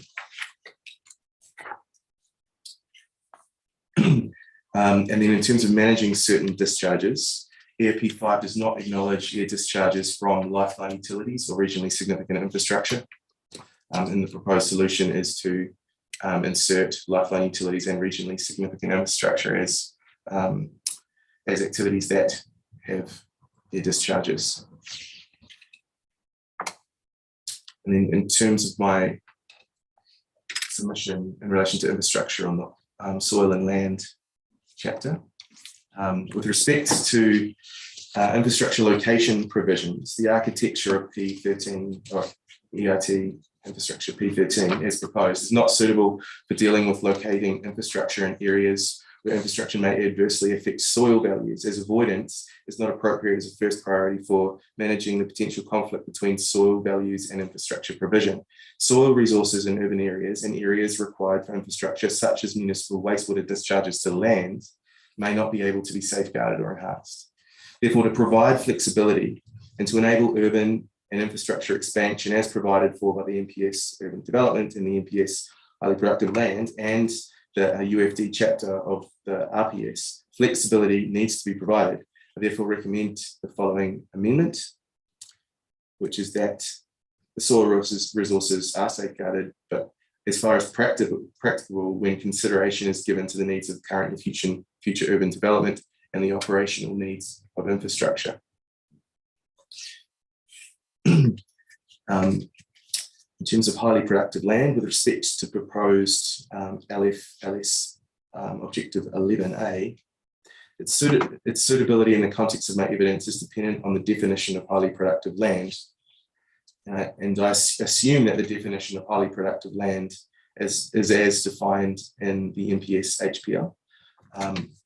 So on that understanding, this means that land rezoned for an urban purpose would cease to be highly productive land.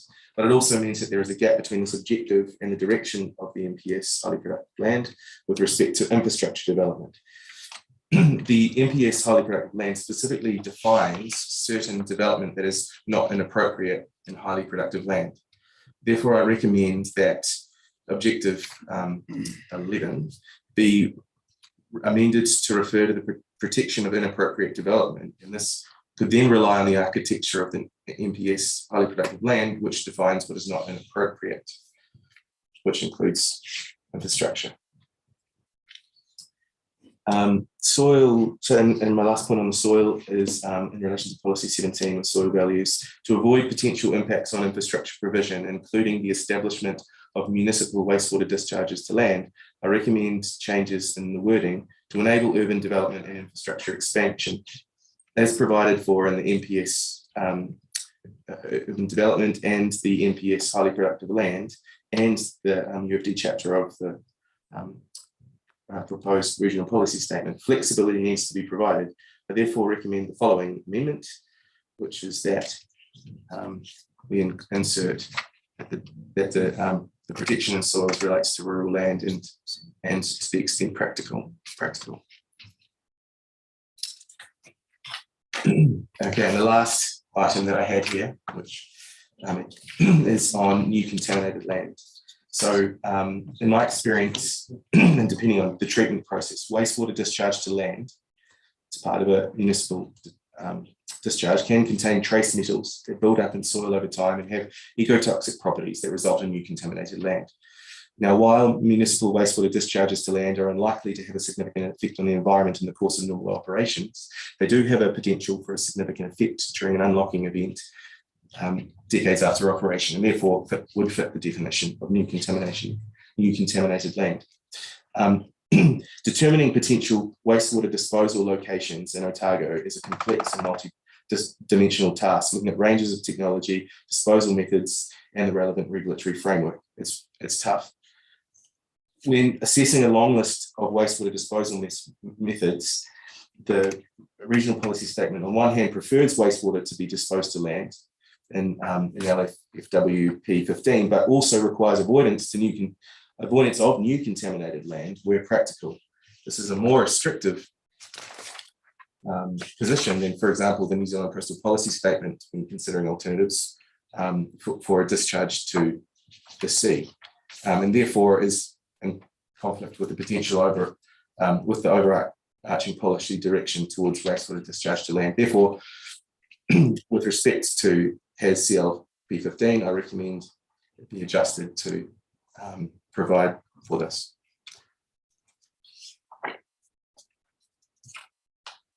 Here's my statement. Thank you, Mr. Taylor, and all of those were topics related to infrastructure, so it has worked well. Now there may be questions of either of you from the panel. Yeah, no, thanks, Mr. Taylor. Yeah, it's helpful. We're sort of hearing submissions on the same provisions, but people are coming at it from different angles, which is, which is helpful for us. In terms of EMP5 at your paragraph 4.3 of your summary statement there, you probably even find which paragraph it was in your evidence in chief. We had evidence both from Transpower and Ravensdown about this policy as well, and the issues that I suppose Ravensdown was saying they've got.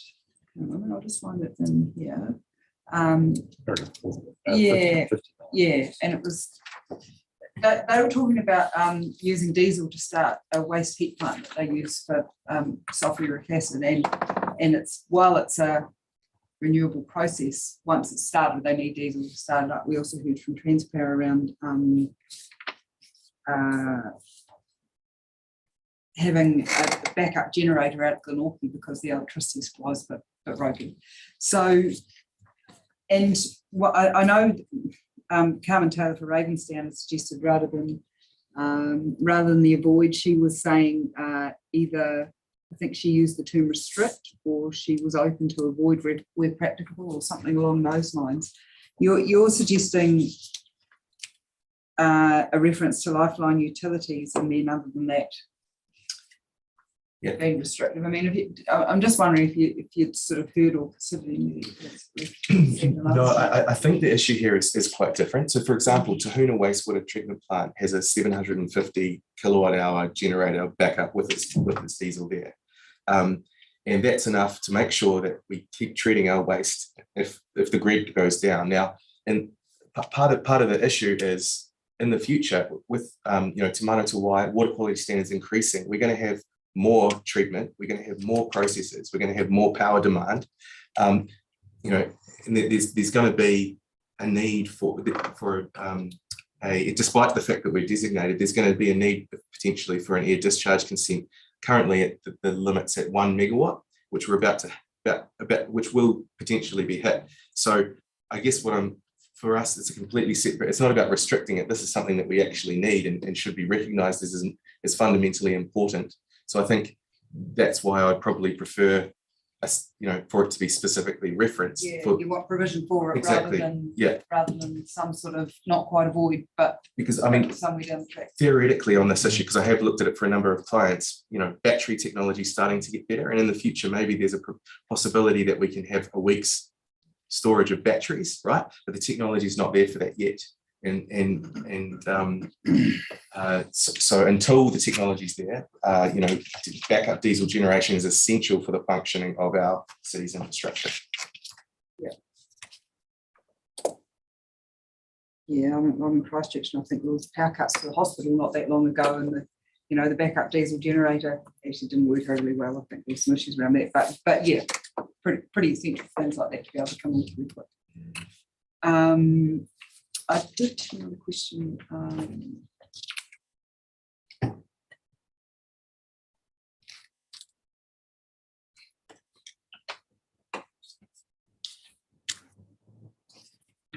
Cover that in his summary. Question over there.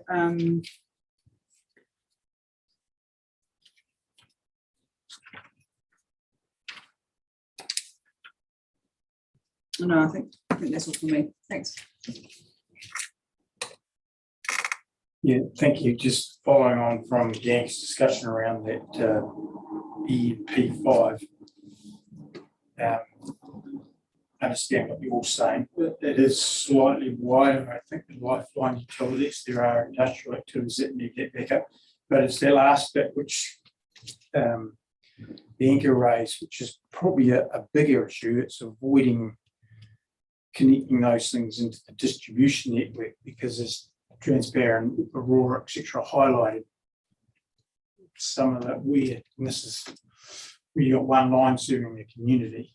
If it goes down, there's no power. So that's why they have that. So when you see the void feeding into the electricity distribution network, it wouldn't work for them. So I guess it's a wider issue. But the only other thing I really want, because we've done to death P13 and there are various options around there. I'm not sure if you've looked at those. Some align with you and some don't. And I think you picked up from Murray Brass's comments around you have to be careful who that applies to. He seemed to think it should still focus on the RSIs. But I understand your point of view on that. The only other thing I wanted to talk to you about was, because I recall you were sick when the air discharge thing was discussed. So I didn't have any questions of that, because subsequent discussions with other people sort of resolved those concerns. But it was the landfill issue. Not that we predetermine, you shouldn't take anything we say as predetermined, but I do struggle to understand why it's not a reasonably significant matter. I guess it's a point of scale. Where do you draw the line? Because we know that landfills are categorised in certain ways. And it's something that I think QRC will be addressing with us this afternoon, probably. They do have a definition that they've proposed. I'm not sure if you guys have looked at that. And when I look at that, there's a few question marks, because they also refer to associated solid waste sorting and transfer facilities, which are designated. And it's a bit like we had Department of Corrections here yesterday saying, well, this is our network. We have a big prison, but we have all these other community things there. Not sure if those other community type things would fit into an RSI definition, and I'd probably have the same question mark around that. So Mr. Friend's evidence suggested an amendment there. My opinion. Yeah, I thought he did. And I've got it. Look, my opinion is that regionally significant infrastructure should, things that our society and our community rely upon, and without them couldn't function, should be regionally significant. And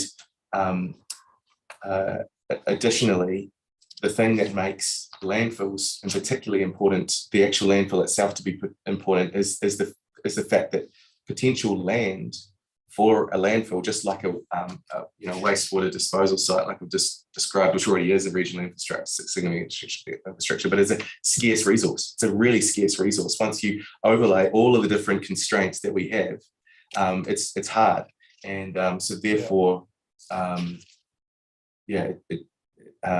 look, in terms of those other transfer stations that may actually have multiple locational possibilities, I'd say the argument's not as strong, but certainly the part of the waste network, which is the landfill, which is really scarce, that's something, and absolutely essential to the functioning of our communities in our society and how we live. And like we heard before, if after an event, after a disaster, so that's my opinion. Well, that was particularly relevant in the AB Lime development down south when T-Bovis and all those things occurred. They suddenly had to take massive amount of dead cows and stuff, and that raises issues. I found Mr. Fritz's, and that's slightly different, because one of the other concerns about the Queenstown definition, and we mentioned AB Lime, it's qualified as a designated by or owned or operated by a local authority. Now, we know some of those landfills aren't. They have contracts with local authorities to fill them. Mr. Fritz's definition doesn't go that far. So you prefer Mr. Fritz's definition if that was to be accepted? Yeah. So just to refresh your memory, we're suggesting lawfully established landfills for the disposal of municipal solid waste, and then he suggested a definition, which was waste collected by a territorial authority or disposed of at a waste transfer centre Okay. or resource recovery centre authorised by a territorial authority. So, right. It's rather where to get. yeah, look, It doesn't quite, that definition doesn't seem to cover a landfill. No, look, my opinion is it's the thing that's the hardest to locate, which is the landfill, which needs that to be that classification, because you can, moving the second tier of the waste system, I guess the rubbish bin's one thing, and then there's the truck, and then there's the, sorry, Keith, I didn't actually discuss that with him, but. Yeah, if I can comment on his definition, I think there's two parts. First is he's focused on lawfully established landfills and qualifies that for effectively receipt or disposal of municipal solid waste, to distinguish it probably from clean fills or other farm sort of landfills. And then he defines municipal solid waste as being the waste collected by TAs in a variety of ways, and including collecting it up from resource recovery centres, but then disposing it of at a landfill. Yeah. So I think that's the definition. He's trying to focus on the landfill being the one receiving the municipal solid waste. Yeah, but you're right, actually, because without having read that in context, it's made the connection, which is clearer. Yeah, Thank you. no, thank you. That was useful. Thanks. I've only really got the one query, Mr. Taylor. It was just in relation to the back to this P5 again, and I'm just struggling with how P5 and P8 relate, and I wondered whether you looked at that, because it seemed to me, and just looking at the headings of them, that P5 was aimed at encouraging or discouraging, non-renewable energy generation, whereas P8 was aimed more at what you're looking at, because it's for small and community scale distributed electricity generation, and provide for small and community scale distributed electricity generation. And believe it or not, that huge phrase has a definition. And when you look at the definition, it seems to be very much in accord with what you're seeking. And I'm not wondering whether it's already in there, because the definition means renewable electricity. No, renewable. Yeah. Immediately there's a problem. I said, right. Yeah. So, but the provision itself, P8, if it wasn't for that word renewable in the definition, is really aiming at what you're aiming at. Yes. So, but the problem is that when you go back to the definition, you've got the word renewable. Yes. Yeah. Okay. All right. I better put a ring around the renewable. Yeah. All right. No, look. There's a very limited, particular application, that I'm trying to refer to. Yeah. Well, but as Commissioner Sullivan said, we're hearing of other similar types of emergency backups. I think resilience is important. Like, actually, in listening previously to the previous submitters about having more resilience within locally in the network actually does require some backup generation. Yeah. So. Thank you very much. Thank you very much. Thank you for hearing us.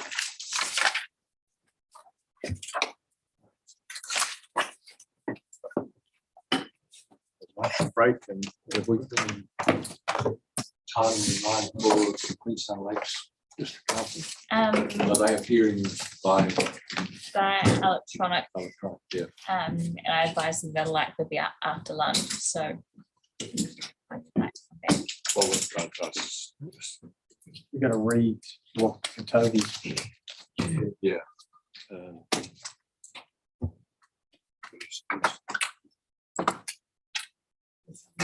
Do we aim at 2 o'clock? How do you feel about that, Al? We aim Oh, at 2 o'clock. 2 o'clock, 2, well, Okay, let's make it 1:45. Is that right?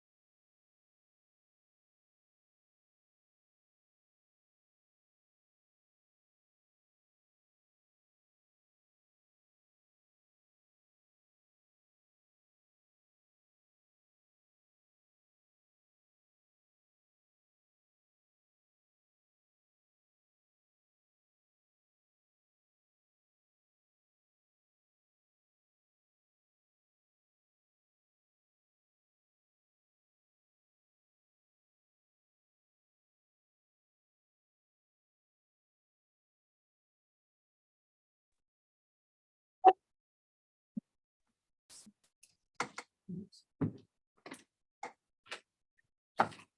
afternoon. Good afternoon. Who have we got? Well, what of course I. Oh, sorry, wrong entity. Sorry, QLDC. Could you introduce yourselves, please? Thank you. Good afternoon to the panel. My name is Jake Robertson and I'll be legal counsel for today, appearing for QLDC. And joining me, I have Craig Barr and Vicky Jones, who will be giving evidence on infrastructure and transport, respectively. So before they appear to give or highlight their evidence, which understandably has been pre-read, I just intend to make some very brief submissions in support of QLDC's submission and evidence in relation to the EIT chapter. So I understand the panel's got printed copies, which I just aspired being handed round.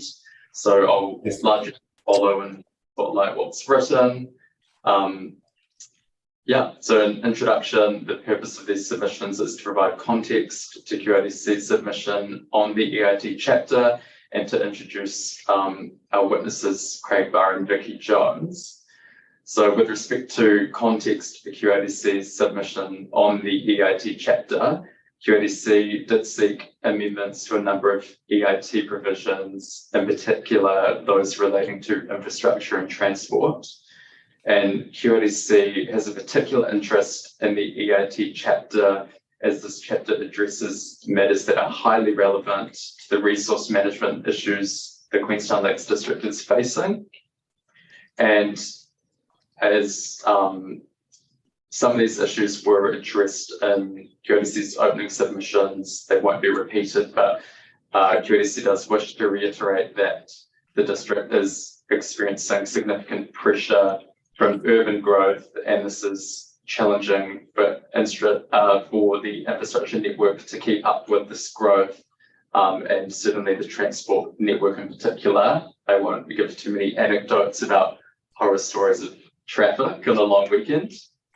But further, this issue is recognised, or these issues rather, are recognised in the strategic direction chapter of QLDC's proposed district plan. So just to spotlight strategic issue 2 in chapter 3 is that growth pressure impacts on the functioning and sustainability of urban areas and risks detracting from rural landscapes, particularly its outstanding natural features and outstanding natural landscapes. And also relevant strategic objective 3.2.19, where infrastructure in the district, where the objective is infrastructure in the district that is operated, maintained, developed, and upgraded efficiently and effectively to meet the community needs and to maintain the quality of the environment. And I understand these kinds of issues have been talked a great deal in the EIT discussion so far, in terms of particularly EIT INFP 13 locating infrastructure and the challenge that occurs in areas such as the Otago region, where there is so much beautiful ONF and ONL. Turning to paragraph 6, the rapid rate of resident and visitor growth has also made it difficult for development to occur in a manner that is integrated with transport and infrastructure services, and the pace of growth has been challenging for infrastructure investment planning and put substantial pressure on the safe and efficient operation of the transport network in the district. So with these issues in mind, QLDC has worked to address these same matters in its own proposed district plan. Just to touch on some relevant chapters, chapter 3 and 6, our strategic chapters. These chapters address matters including regionally significant infrastructure and landscapes. They are largely resolved where the Environment Court has issued several interim decisions and consent orders. And this chapter addresses infrastructure matters including strategic objectives and locating infrastructure with respect to landscapes and features. Chapter 30, energy and utilities. This chapter recognises the strategic importance of energy and utilities and that a coordinated approach is required. The provisions again have been resolved by consent order, and chapter 30 addresses matters including growth and development being supported by utilities and the viability and efficiency of utilities. And then chapter 29, transport, worth noting that a number of submitters on this RPS process have sought the same or similar relief on appeal against QRDC's proposed district plan, and just highlighting that includes Wayfair's submission, which Vicky Jones will talk to or highlight in her evidence. And all appeals against this transport chapter have now been resolved by consent order, where transport chapter 29 addresses matters including the role of shared passenger transport in the transport network, high traffic generating activities, and enhancing the uptake of public transport. I suppose now is the time if the panel has any questions on how QRDC's PDP deals with these issues. We are happy to answer those now, or I have noted that both Craig and Vicky are very across the detail of the PDP with Vicky authors the chapter for transport. Is that correct? Yeah. So if you do have any questions, you can either direct them to me now, or I may field them to the experts joining us, or you can save those questions for when our experts giving evidence. Look, I think we'll, if you just carry on, and we'll deal with questions after the each witness's call. Okay. Right. Thank you. Right. Turning to paragraph 9, QRDC PDP giving effect to the EIT provisions.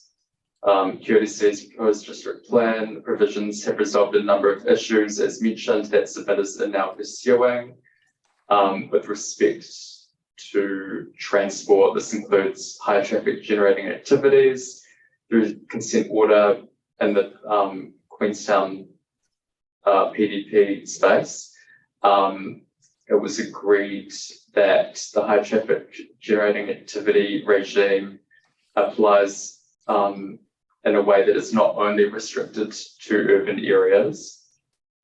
And with respect to shared passenger transport, submitters sought relief on the role of shared and commercially owned transport.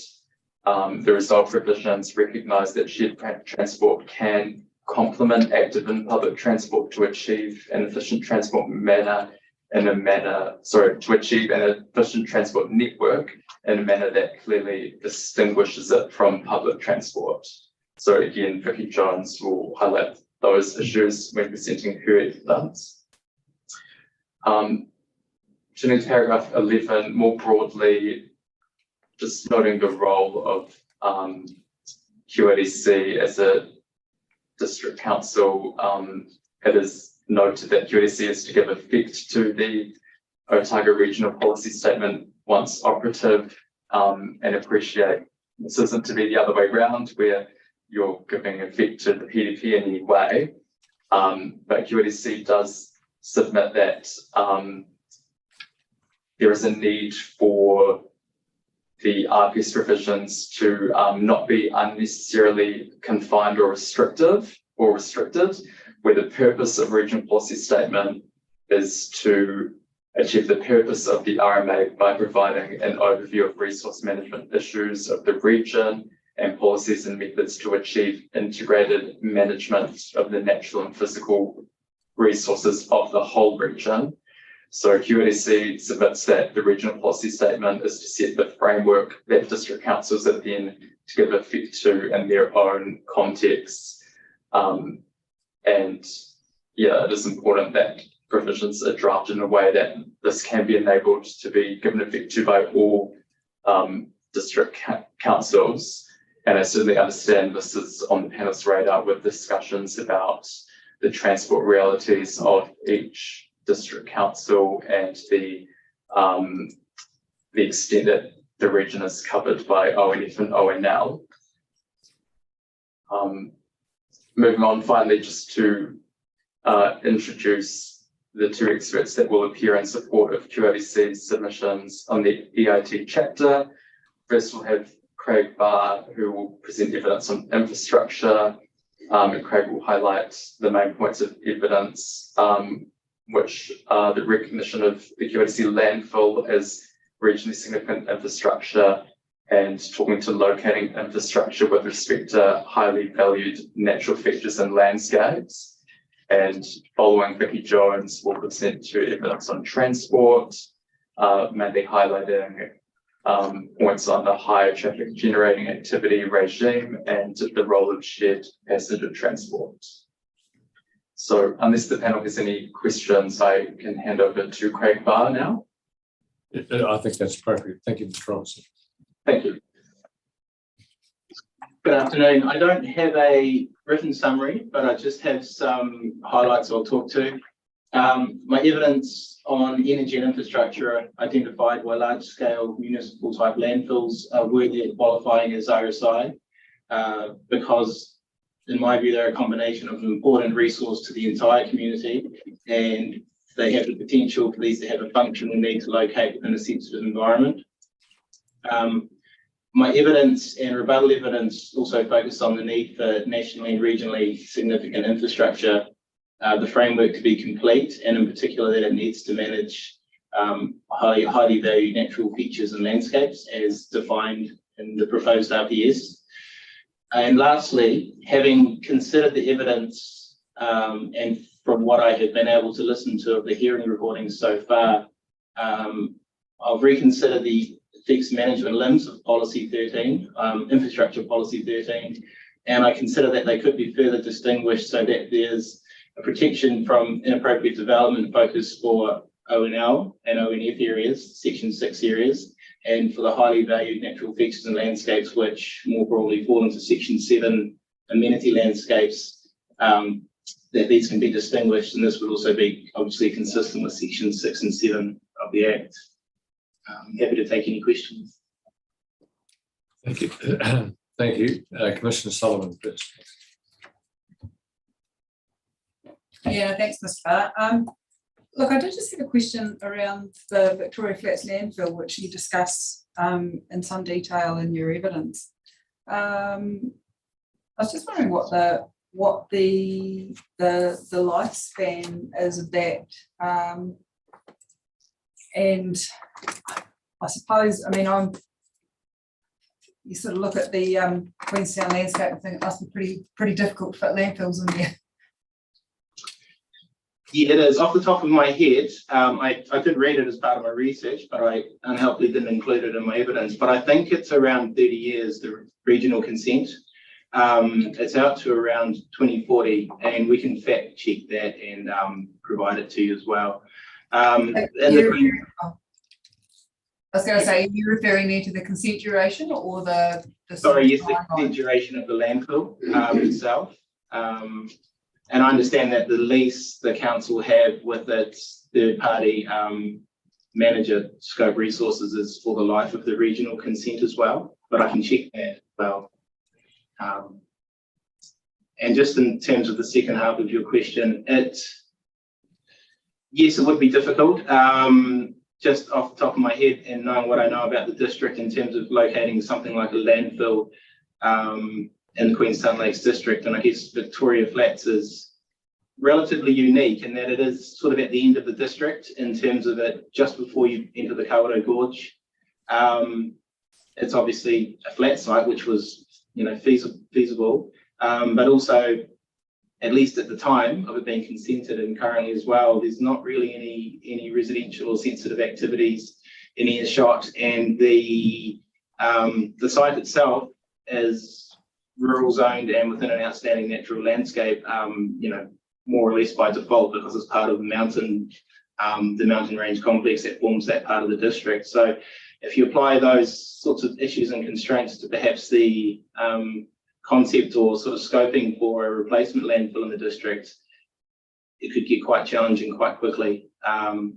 So yeah, short answer is I think that the landfill's a relatively precious resource to the council in its current location, and they're quite keen to see it sort of protected and its use maintained. No, thank you for that. I did also have a question in relation to ENP5. So this was at paragraphs 4.1 to 4.3. And your evidence is quite similar to evidence that we've heard from others on that as well. I suppose I was just interested, we were just hearing from Dunedin City Council this morning around they would like to see that relaxed a bit for lifeline utilities. We've heard from others, I think Transpower were talking about having backup generators up at Glenorchy that they consider quite necessary. In Queenstown, I mean, are there other situations, and I suppose I'm referring back, I suppose, to what we were hearing from Dunedin City Council, where you've got lifeline utilities that would be reliant on electricity generation from non-renewable energy? Yes, there are, and I revisited my evidence obviously before today, and I sort of reviewed that policy, and on the face of it, it does look quite strict. And an example is Glenorchy, where there's one line, from Queenstown going up to Glenorchy, and the resilience of that line is something that's of a concern to Aurora. That's something I've learned through working on the infrastructure chapters for the Queenstown PDP.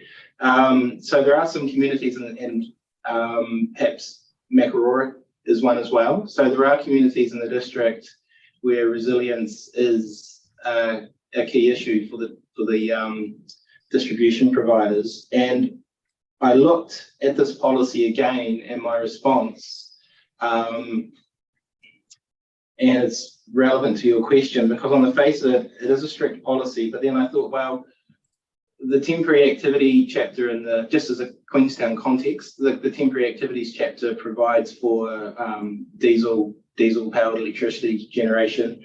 And I think there are provisions in the PDP around temporary electricity generation through diesel. So, and I looked again at this policy in the context of it being a regional policy statement, and I wouldn't have thought that a temporary electricity generation and distribution source would engage with and conflict with this policy in the context of a resource application, in the context of it more likely than not being a temporary activity.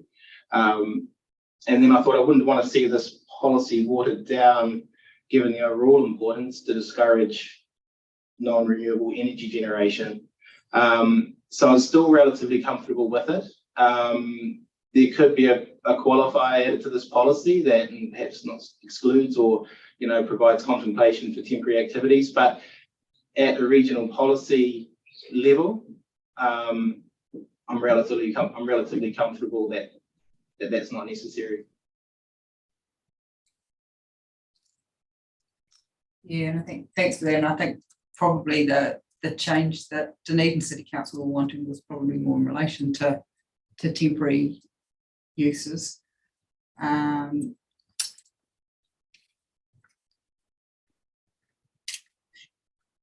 So I'm just checking if I had any other questions. No, that was all. Thank you very much. Okay. Yes, thank you, Mr. Barr. I think Bianca's asked a couple of questions that I was going to ask in your brief introduction there. Actually, was also useful in terms of your position on policy INFP 13. So I won't go there. So just policy INFP 11. You're recommending some, well, basically more enabling provision there. We have been asked that policy really should be expanded out to all infrastructure. Given there doesn't appear to be a similar policy for infrastructure that's not NSI or RSI.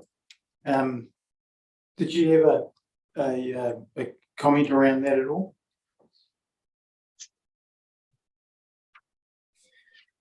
From a plan making perspective, in terms of district plans, lower water plans, I wouldn't really see it as an issue in terms of the result being a gap in the RPS, in terms of an enabling provision for other types of infrastructure. I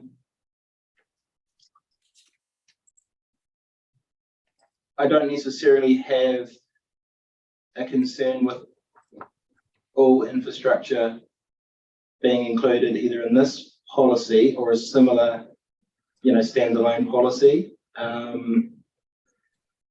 Policy 13, I mean, fundamentally, the sort of rubber hits the road for all infrastructure with policy 13. So I'm still relatively comfortable that there's a policy that's geared towards being enabling and contemplative of infrastructure, but there's still an effects management regime as well.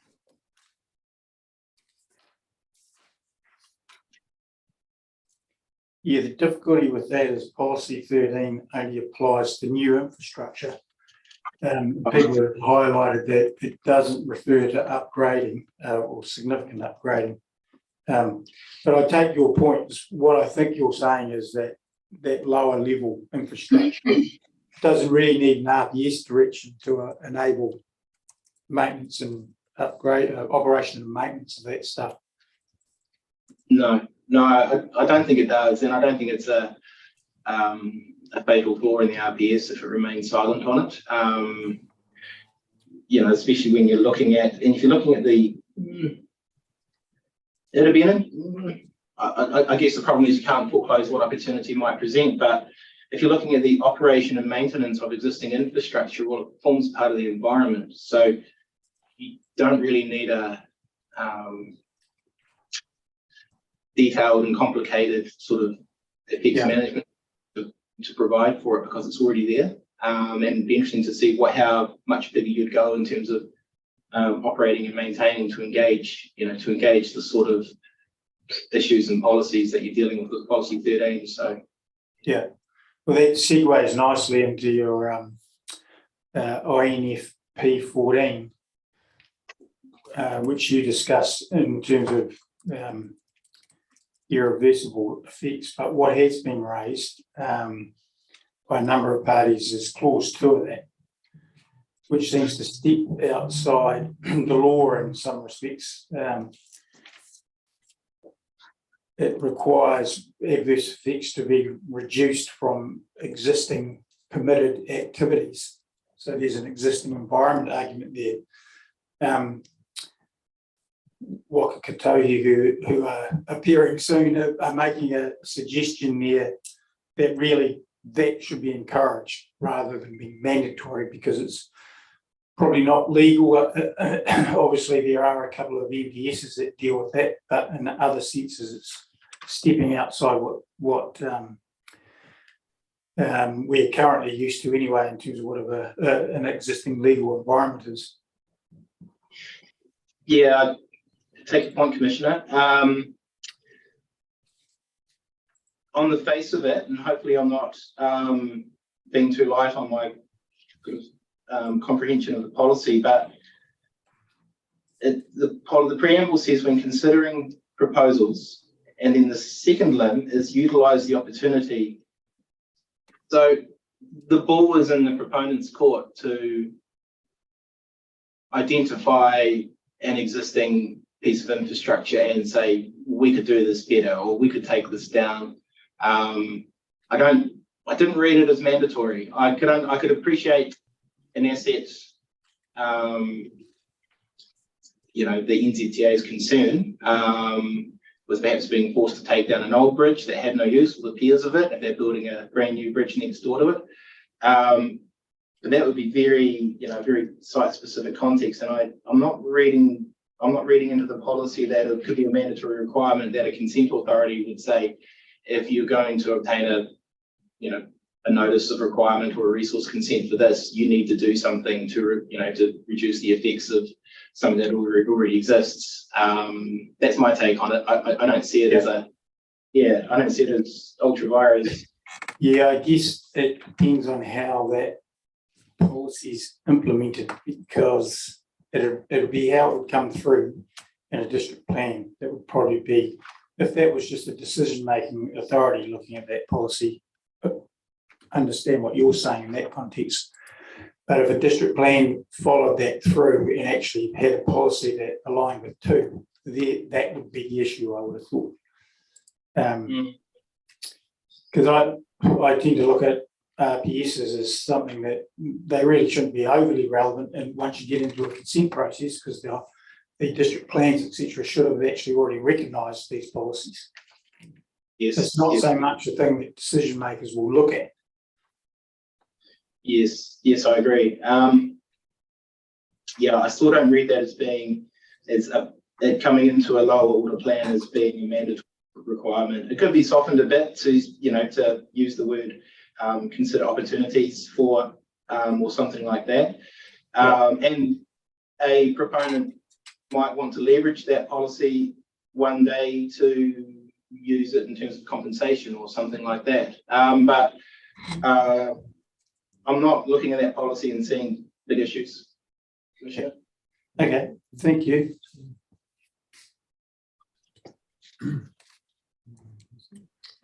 I just had a few questions, Mr. Barr. At paragraph 5.22, you were questioning the high amenity, high recreational, high amenity value phrase in H of subclause 1 of policy 13. Did you look at the NPSET policy 8, which is where that stems from? Yes, I did revisit that at the time because I had a feeling that's where it might have came from, and also that's why Transpower sort of endorsed that as well. I don't have a photographic memory of exactly what it says. Yeah, look, I'll just read it out to you because it's just how that's responded to, really.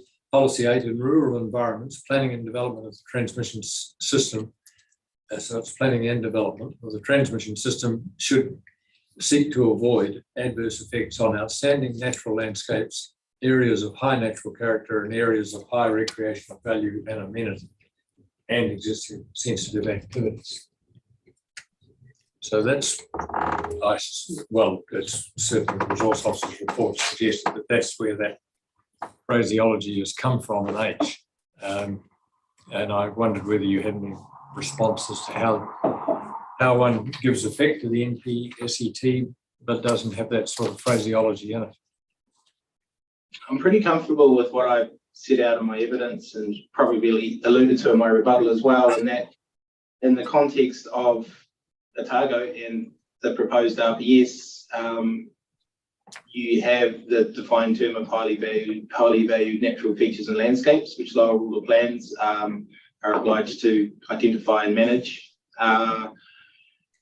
And that takes care, and that because the policy 8 also distinguishes rural environment activities, I'm quite comfortable that even though the sort of section 7C and F constructs in the Act is perhaps a slightly different construct than what policy 8 of the NPSET says, I'm pretty comfortable that you would manage those sorts of resource issues and those resources without having to replicate the phrasing from the NPSET.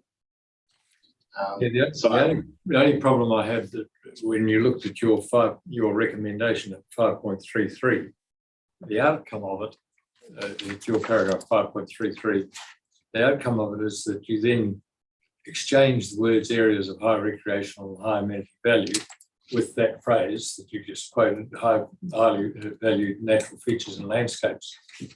But that just seems to double up, possibly at a lesser standard, with 1B, which is outstanding natural features and landscapes. So you have avoid locating infrastructure in all of the following. B is outstanding natural features and landscapes, and then you suggest adding in highly valued natural features and landscapes as H.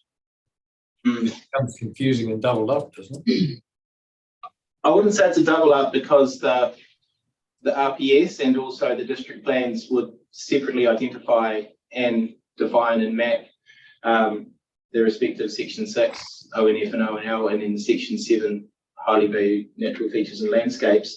I guess could be an issue with the preamble in terms of it saying avoid is the first priority locating infrastructure within, or however that policy wording comes out, and that's because if there's a double up, you're placing the same avoid onus on a sort of lower tier section 7 landscape, and that would leave an infrastructure provider with no real options really. And as with the examples I provided, where everywhere in the Queenstown Lakes District is an ONF or ONL, apart from the basins, valley floors, which are an amenity landscape, and then you're in urban zone. So it doesn't leave an infrastructure provider many options. But so if anything, my response to that is that you could contemplate having the reference to the highly valued natural features and landscapes in a separate limb, and then it takes the avoid onus away from that as a starting point. But the way I see this policy working, either in the way it will direct or influence lower order plans, or if it's applied in a resource consent context, is that providers, especially transmission, the national grid, they're not going to have any other option but to locate within the ONL to get into the district if they take either the same route or an alternative route. So I don't really see, so I'm not seeing limb 1 B, it's a sort of Clayton statement, but it's just the reality that at least for Queenstown, and it won't be the same for the rest of the region potentially, but at least for Queenstown, they won't have an option but to not, they won't pass the first limb, and they won't be able to pass wherever the highly valued natural features are by just as a matter of fact, really. So I'm not too uncomfortable with where that would sit, as long as it's sitting as a resource issue that needs to be managed. And sort of as I alluded to before, I think the rubber hits the road, or the issues really lie in limb 4, or limb 2, and especially limb 4 in terms of how the ONL are managed. The rest of the policy is really setting up to say, this is where, if you're this activity in this location, this applies to you. It's really the second limb and limb 4 for ONLs that I think is a critical element. All right.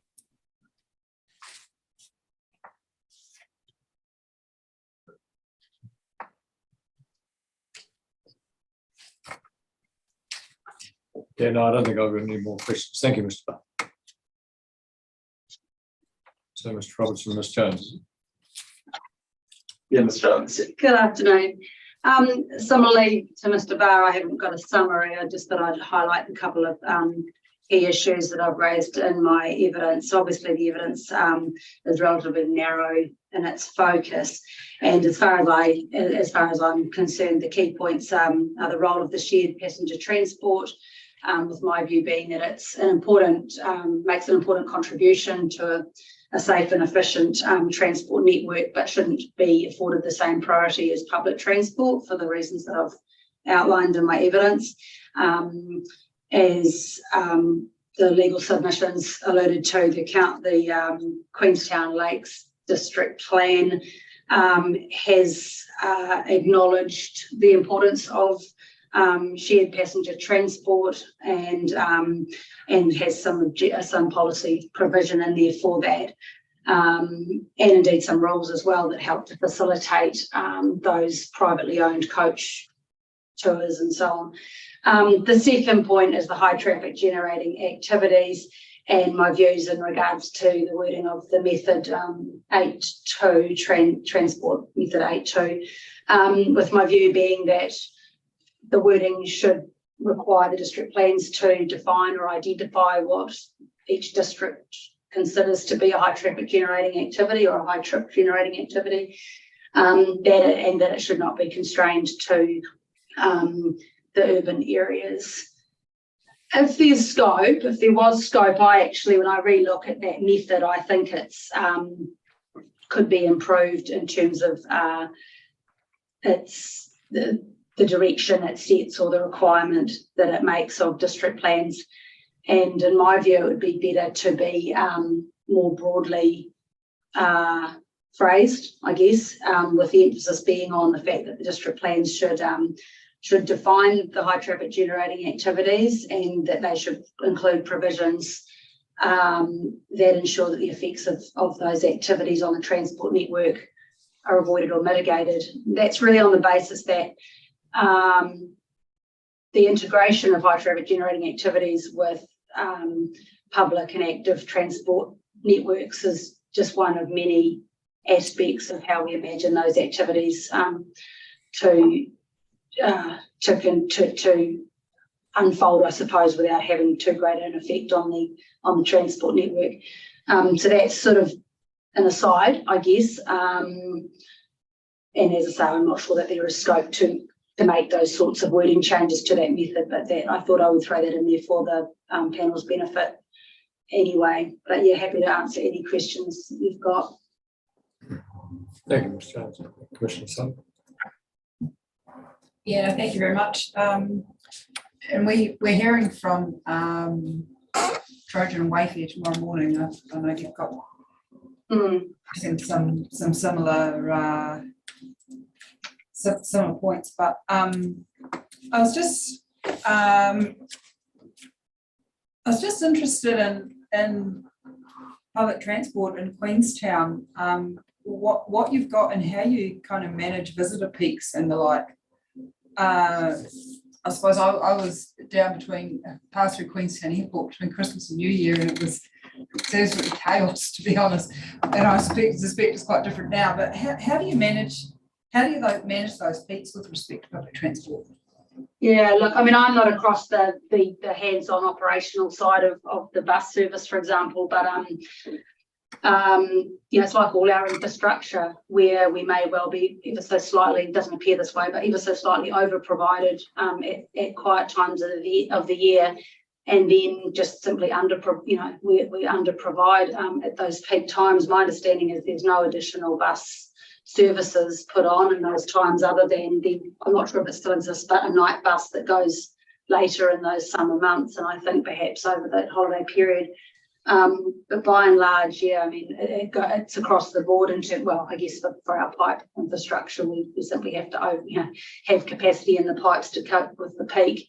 So I'm not sure I can really answer your question there. It's simply that it comes massively under pressure in those peak times when our population, sort of doubles overnight. And we do know that the visitors and the seasonal workers use the public transport a lot. They're a massive user of it these days, which is great. But yeah. And the passenger services that Trojan and Wayfair have been referring to, I mean, I suspect they're being pretty hot demand, particularly at those peak times, are they?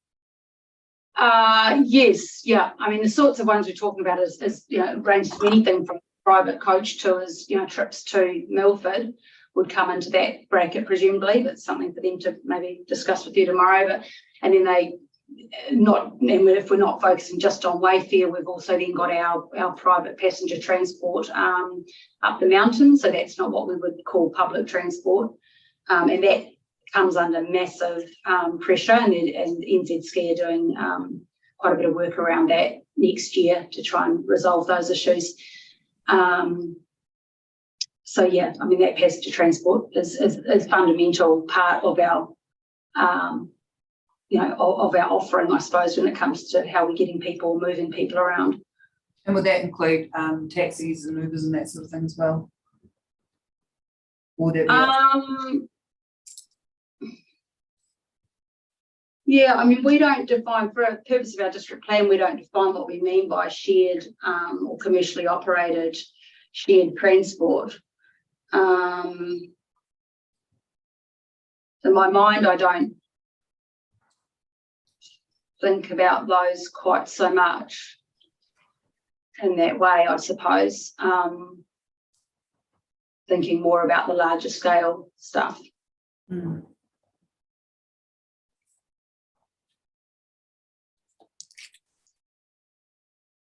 It's interesting. It's those. I suppose I was thinking more about sort of Queenstown specific. They were the ones that sprung to mind. But yeah, that's interesting. No, that was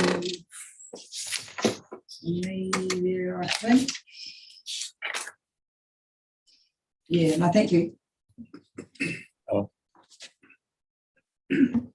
Yeah, thank you. Bianca's going to touch on that, well, the passenger service issue, and I guess, and it's possibly an EPSU urban development requirement. But when I look at method 8 for district plans, and your focus there is to expand in relation to high trip generating activities, etc., and give primacy to public transport in the policy section. Being in Otago, the only two places that I know of in Otago that have public transport are Dunedin and Queenstown. I don't think Oamaru has it, and a lot of those smaller towns you can't even get a taxi. So I question whether it's actually a regional issue, but I guess it's probably driven from high. So that recognition of the passenger service approach, given how that may pan out in the future, there's all sorts of interesting scenarios around that that may occur. I'm just wondering why you'd rule that out as a feasible option. I guess you're saying you're not, but yeah, I mean, sorry, carry on. Yeah, I'm just sort of thinking a lot of these issues aren't relevant to probably the vast majority of urban areas in Otago. And why do you need to go that far when you can probably do that? You can do whatever you want in your district plan. You can go further than what the RPS requires in that sense. I suppose we went through, a significant amount of mediation and so on to with this very issue in terms of whether passenger transport was different, privately run commercial passenger transport, such as the Earns Law, is different from public transport, and which one, if there was an issue in terms of, say, a finite resource like we have here in terms of corridors through the waterways, the ability to do ferry terminals within the Queenstown Bay, those sorts of quite real examples for us, where for Queenstown it's important that public transport is the priority, and that those finite resources are first and foremost used for public transport. So we have some quite great issues. I mean, I guess we have some quite discrete issues here. I mean, in terms of method 8 too, I wouldn't be averse to it, including having public transport as well as passenger transport. I just don't believe that the words public transport should be replaced with passenger transport. And of course, public transport by definition is only where that's planned or existing. So that becomes, in my mind, irrelevant if you're talking about whatever, and that's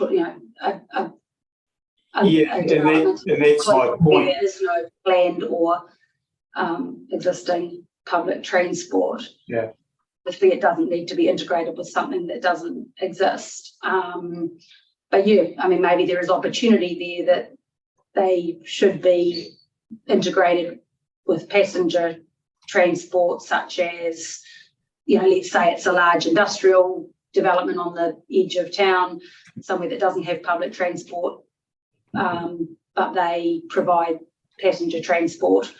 And that's the sort of thing that happens through high traffic generating activities. They might do a travel plan as part of that. And that's why this method is a bit confusing, because it really narrows in on just a couple of aspects of what high traffic generating activities would be expected to consider as a solution to the issue. Yeah, and I guess that's where I was coming from in terms of those areas that don't have public transport. How do we deal with this problem? And you've given a few examples. What is QLDC? How do they define high trip generating activities? They have a different. It's about your high traffic generating activities. Yeah, it's like 50 houses, 100. So a development of 50, 50 house lot subdivision, or 50, a 50 unit apartment, or 100 visitor accommodation units. Or 2,000 square meters of office space. Essentially, they all, I think, come back to being equivalent of about 400 vehicle movements a day. And it's different. You'll find it's different for almost every district. Some have much lower thresholds, but high traffic generating activities might be a controlled activity versus a restricted discretionary. And some have higher thresholds, like Auckland has higher thresholds than Queenstown does. So it's a bit of a technical exercise to figure out what is actually a high traffic generating activity for that particular district, because they will be different. I think the Dunedin City definition probably includes service stations, which you couldn't integrate with public transport, or wouldn't want to, purely because there's a strange. It's kind of merges high traffic generating with high volume driveway. It's a little different, and a couple of them do that around the country. It's addressing a different issue, I guess. So yeah, they definitely are. It's I'm not sure where it's at in the process, but that one's a bit hybrid. But certainly each district would determine what it considers a high traffic generating activity for itself, and then that they would determine. It's quite specific to the district as to whether integrating with public transport and even active and the active transport network is the important, is the most important thing. What you're really indicating to me is that there needs to be a bit of flexibility around how each council handles this issue, because it's quite different. Yeah, I think the method is it signals that, from what it seems to me, is that the regional council wants to signal that the concept of high trip generating activities is a good one, and that all the councils should determine how large those activities need to be to warrant. At what point will they start having traffic, potentially quite significant effects on the traffic safety and efficiency, and at what stage can they also offer some real benefits to the system in terms of making a public transport network actually viable, because there's 400 people in a certain place every day. But that's really helpful. Actually, that sort of clarifies what the provision's about and what your concerns were. So that was useful. Thank you. Good.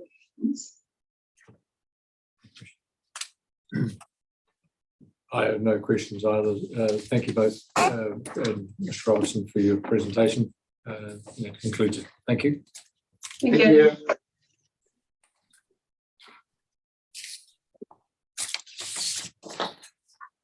Coming out of Waka Kote.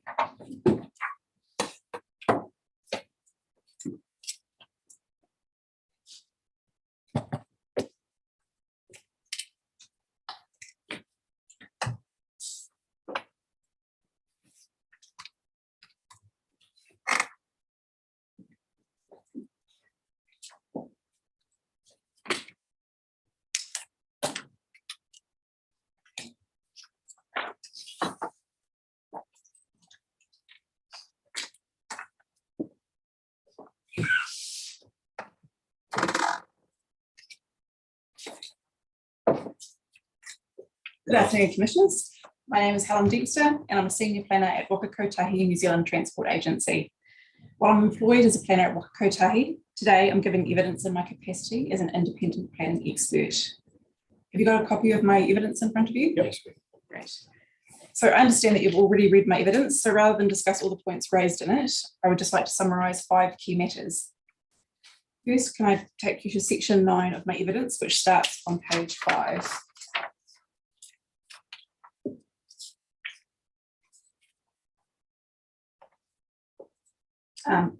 In paragraphs 9.1 to 9.4, I explain my concerns about the use of the term environmental limits or limits in objective INF 04.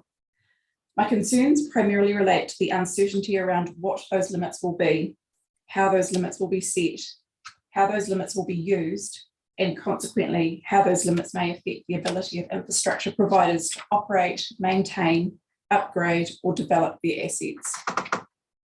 Mr. Robinson provided corporate evidence for Waka Kotahi during the hearing for the integrated management chapter. His evidence included examples of the types of activities that Waka Kotahi undertakes to maintain the existing state highway network, as well as the types of upgrades and development works it undertakes, often motivated by a need to improve motorist safety, like realigning a corner or adding side and median barriers, and works to improve the resilience of the highway network to the effects of climate change and natural hazards like flooding and landslips through the construction of, for example, erosion protection structures and larger culverts, as well as to facilitate and enable transport modes that reduce greenhouse gas emissions, such as building pedestrian and cycling paths and dedicated bus lanes to facilitate public transport and shared vehicle use. If limits were set that prevented such improvements being made to the transport network, the implications could be far-reaching. So in paragraph 9.4, I suggest the term limits be removed from this objective until there is a national level direction on the use of limits.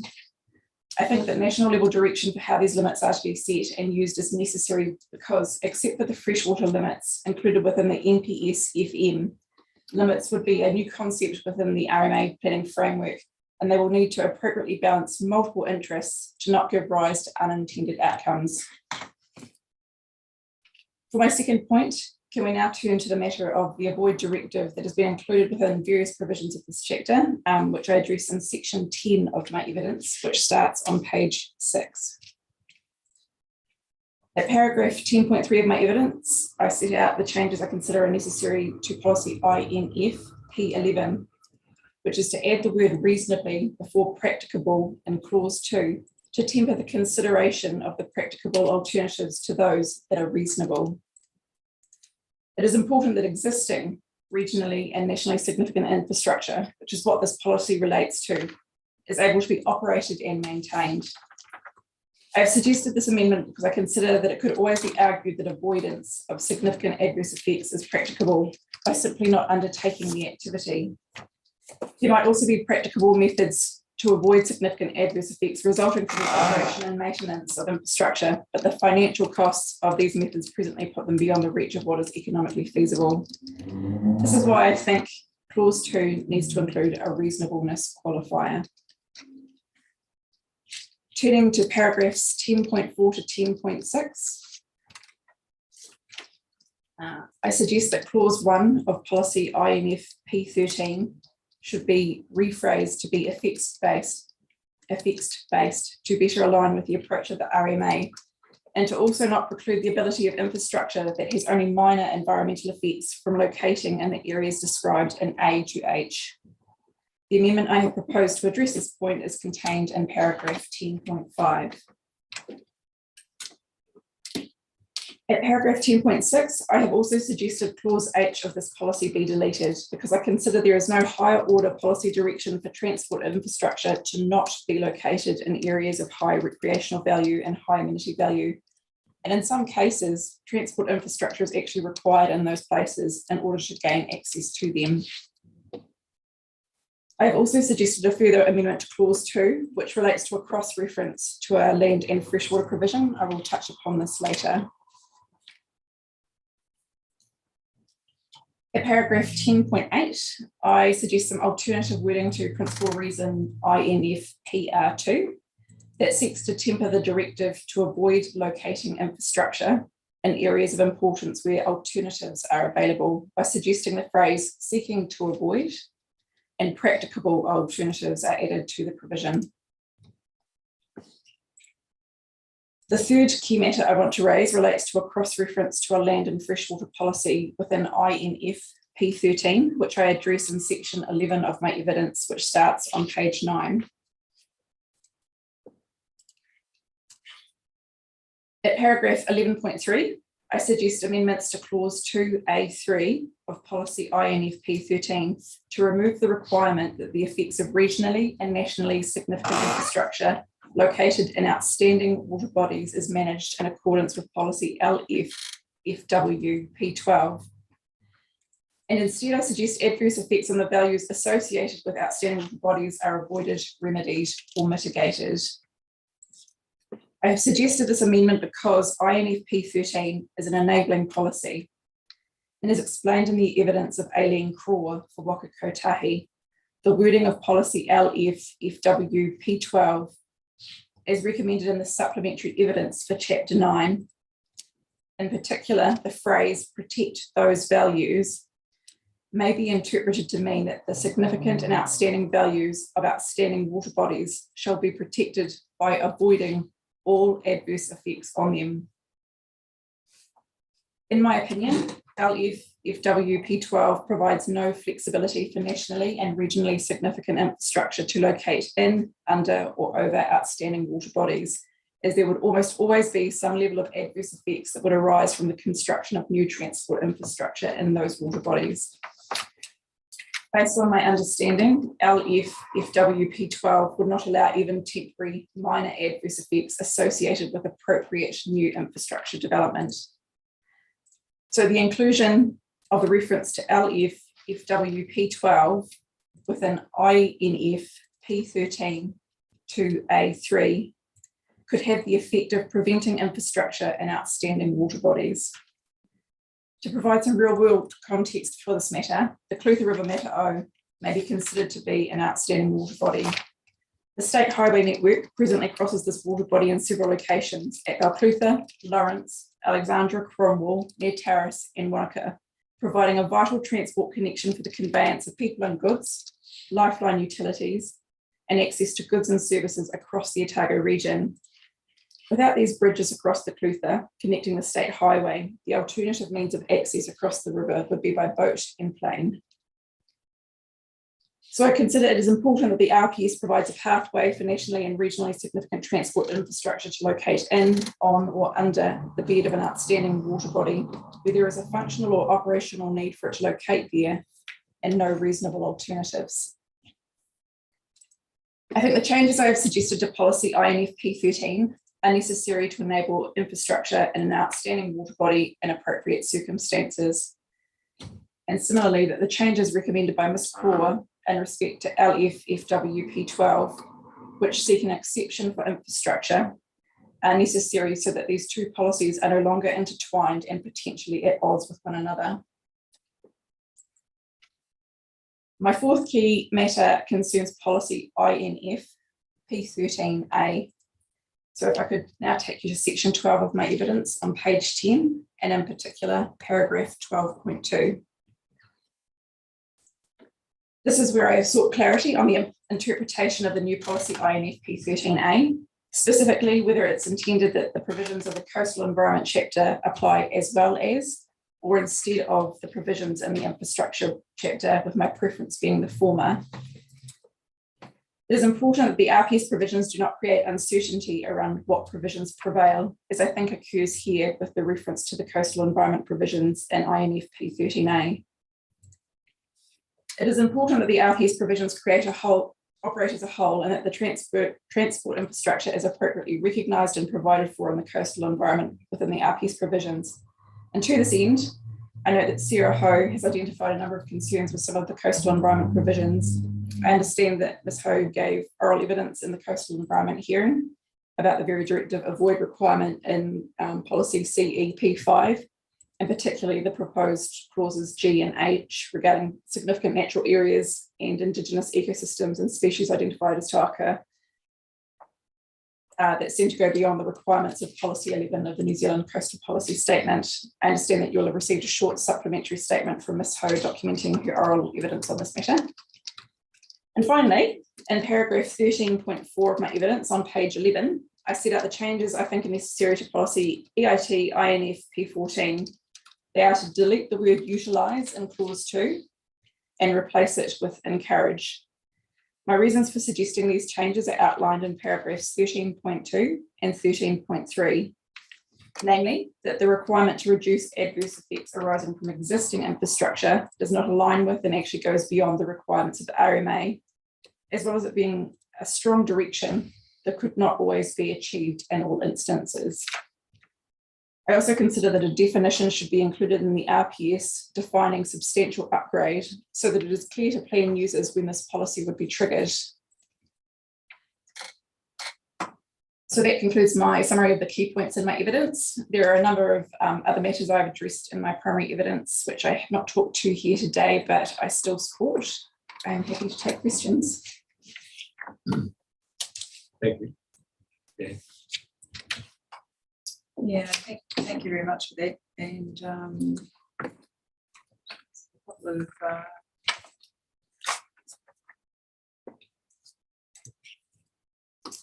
couple of points there.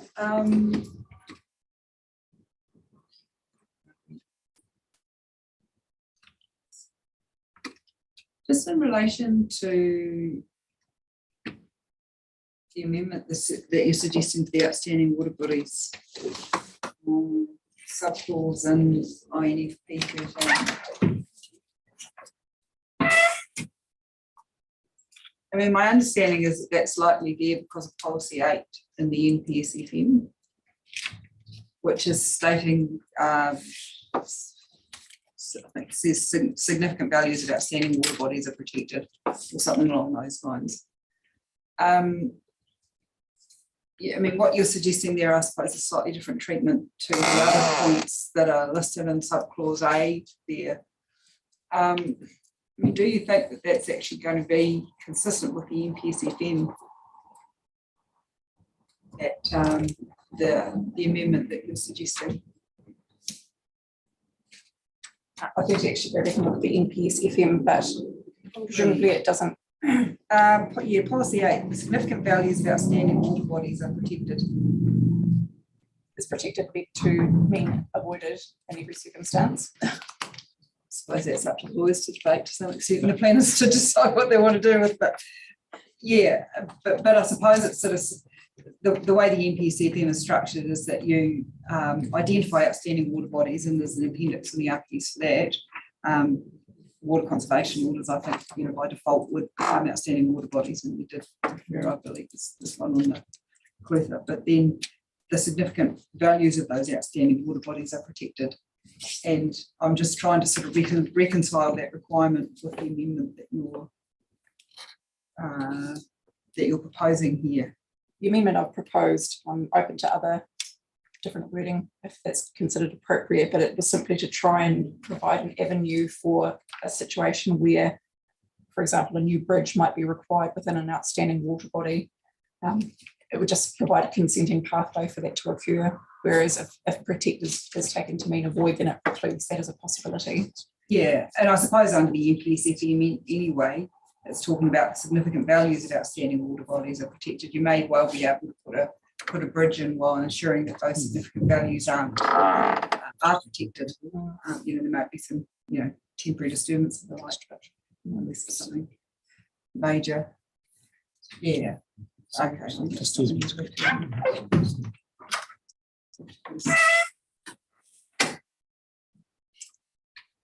Okay, no, thank you. Thank you. Just following on from Bianca's comments there, I've just gone back to have a look at that because we haven't got to that chapter yet, so I'm not overly familiar with all the bits and pieces that relate to this. Expect that Ms. Crawl will speak to this point. Yeah. At more length.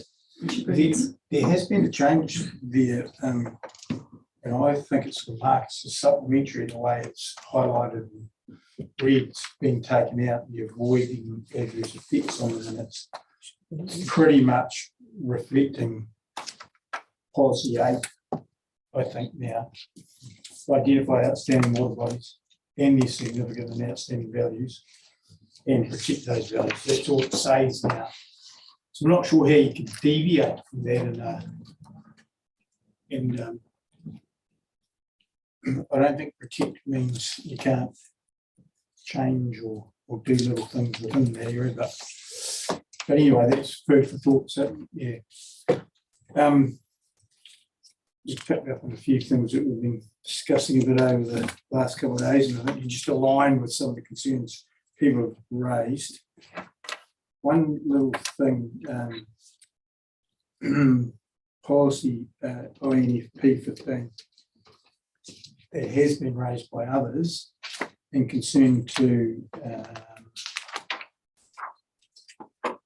the third clause there. Find it myself. So it's avoiding activities and development that foreclose an opportunity to adapt, upgrade, develop any side, area side to meet future demand. So a lot of people are concerned about that sterilising pretty much their opportunity, say beside a state highway, if you want to double lane or which is sure around Dunedin. But you know, so they're concerned about that, what may happen. Yeah, I guess it goes back like Transpower requires the buffer zone. And they may see that as an opportunity that, well, Transpower's using a buffer zone around their transmission network. Katohi might do the same, adjoining state highways, that sort of thing. I know you have a reverse sensitivity sort of clause if you can. Yeah, that's right. Yeah, that's right. More the physical constraint. Yeah. So do you see that as a risk or a concern that, because it would cause you a few issues when you, when you went down that path? Yeah. The feedback you might get may not be that nice. So in terms of physical works, I think that the designation in many places along the state highway already accommodates potential, for example, a second like overtaking lane, for instance, or an area where a stormwater basin might need to be installed, but that's not always the case. So quite often the highway does have quite a width to it that would mitigate some of the concerns about having other activities within close proximity, but we certainly do want to manage reverse sensitivity noise effects and vibration effects from the state highway. So I submitted in support of that provision as it was drafted in the notified plan.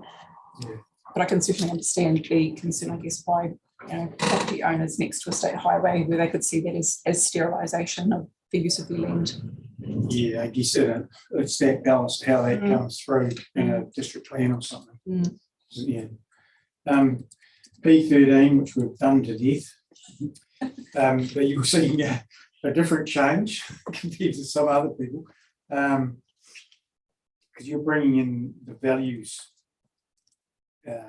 part of the equation there, and we have heard landscape evidence, even though we haven't done the landscape chapter yet, who say, well, that's the way to go these days in terms of landscapes.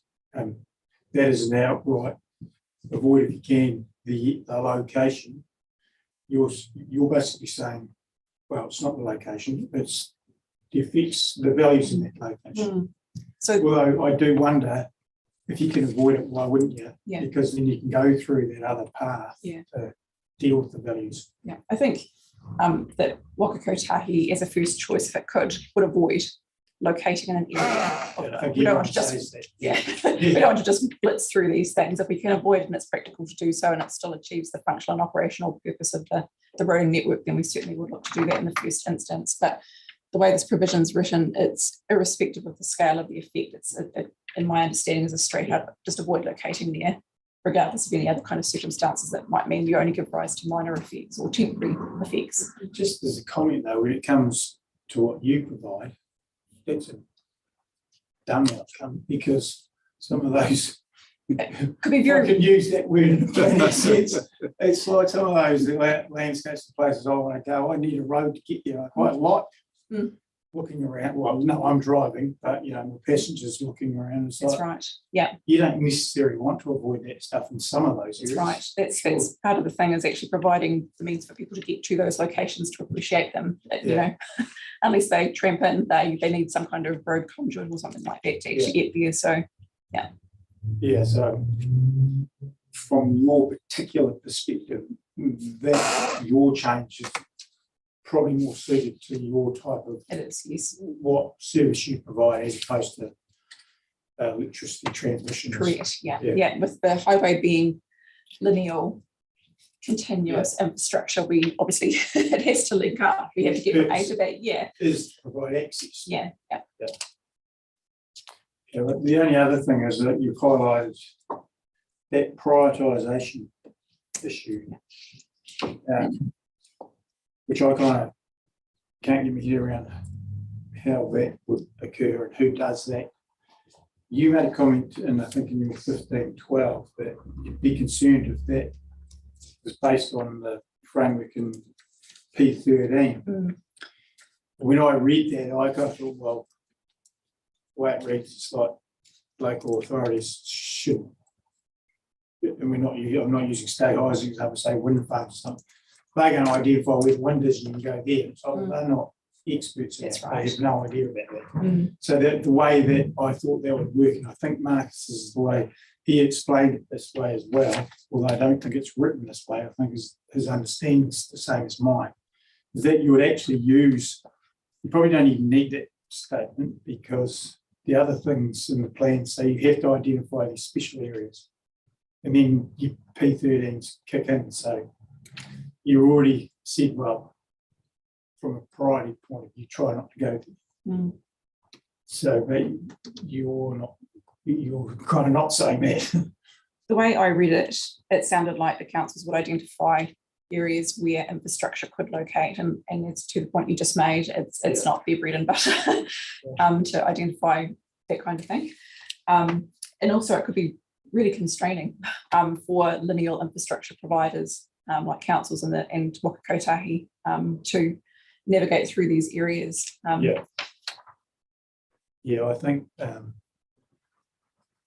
what Mark's explained probably aligns more with how I was thinking. Not sure it's translated into the words, but I understand your concern now. There was also the matter there around the reference to highly valued natural and physical resources, and that phrase highly valued not being defined. So I make the point there in my evidence that if that's a really conservatively defined, if it has a really conservative meaning, it could be really constraining infrastructure providers.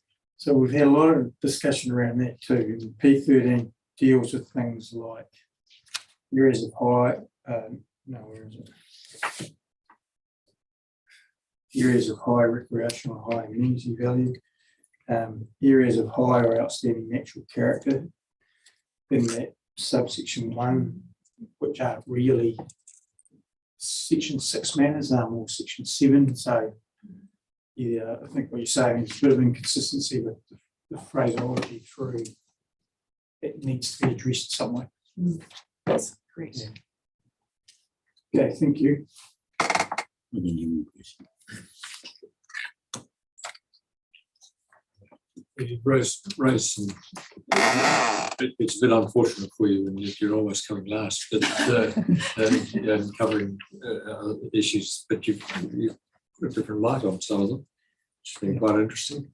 Particularly drawing attention for P13, emphasising the managing of the effects, because when you look at the heading to it, it's locating and managing effects of infrastructure, but then, as you point out, then moves immediately to avoiding as the first priority locating infrastructure. So moves from effects to the actual activity. Yes, correct. Yeah. And but as Mr.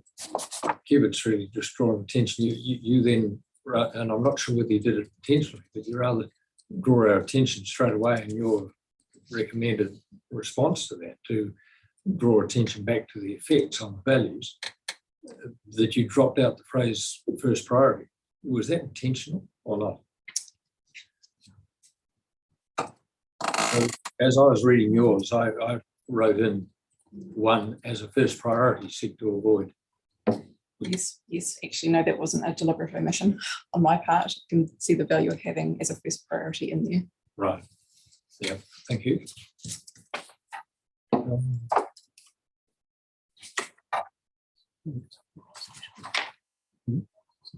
And Mr. Cubitt again drew attention, and again, I'm in the same position as he's in. I haven't read about the LF chapter yet, but looking quickly when you drew attention to it at your paragraph 11.3 to the in your recommendation that we delete the reference to LFWP2 and Little Roman 3. When you go to that on the version that we have at the moment, as Mr. Cubitt said, it's that's the effects assessment has been deleted, so it now just reads identify outstanding water bodies and their significant and outstanding values in the relevant regional plans and district plans and protect those values. So that fits in with your suggestion that having deleted out the deleted or recommended deletion of the last words by avoiding adverse effects on them, if those adverse effects are to be addressed, it requires the sort of wording that you recommend at your page 9. Yes, that's my view. It's because of the phrase protect those values and the way it's discussed in the supplementary evidence.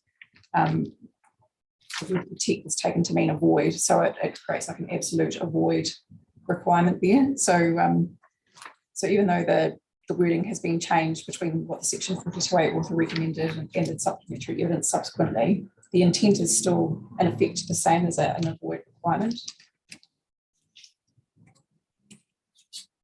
Well, is it really? Because if you go back to 2, it's talking that the last words before you get to the A and the B are manage adverse effects as follows. And then the reference to LFW12 was in outstanding water bodies in accordance with LFW12. But of course, if you go to that now, there's no effects assessment. Your wording, it looks like, fills that gap. Yeah. What else? Yeah, so I've been in agreement with you on 2 things so far, but the third I struggled with was 12.2. You say, in my view, having read the explanation for the new provision in the section 42A report, this is relating to introducing 13A, P13A. You then say it is not entirely clear whether the direction given in 13A means the provision of the coastal environment chapter applies well as or instead of. But is that really right? When you look at 13 is saying outside the coastal environment. 13A is saying within the coastal environment. I wouldn't have thought that you could be clearer. It was more around the wording that comes beneath that title in 13A. So when managing the effects of infrastructure, nationally significant infrastructure and regionally significant infrastructure within the coastal environment. Within the coastal environment. So, but does that mean that you consider the coastal environment provisions as well as the infrastructure provisions if you're putting infrastructure in the coastal environment, or only the coastal environment provisions? I would have thought the intent was, as it says, that you manage the effects of infrastructure within the coastal environment in that way. Is that having only regard to the coastal environment provisions though, or the infrastructure and the coastal environment provisions? Read it to be intended. I'm not sure whether Mr. It's certainly only the coastal environment chapter. Coastal environment chapter applies, full stop. Yeah. It has similar policies to deal with these things. Yes, that's right. I think my colleague Sarah Ho felt concerned that infrastructure within the coastal environment wasn't probably adequately recognised and provided for within that chapter.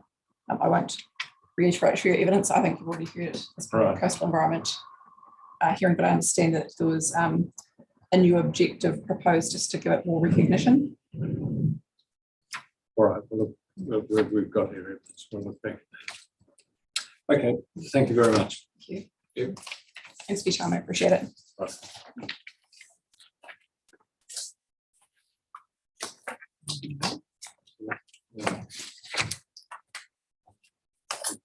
That concludes our day, Ken. Thank you.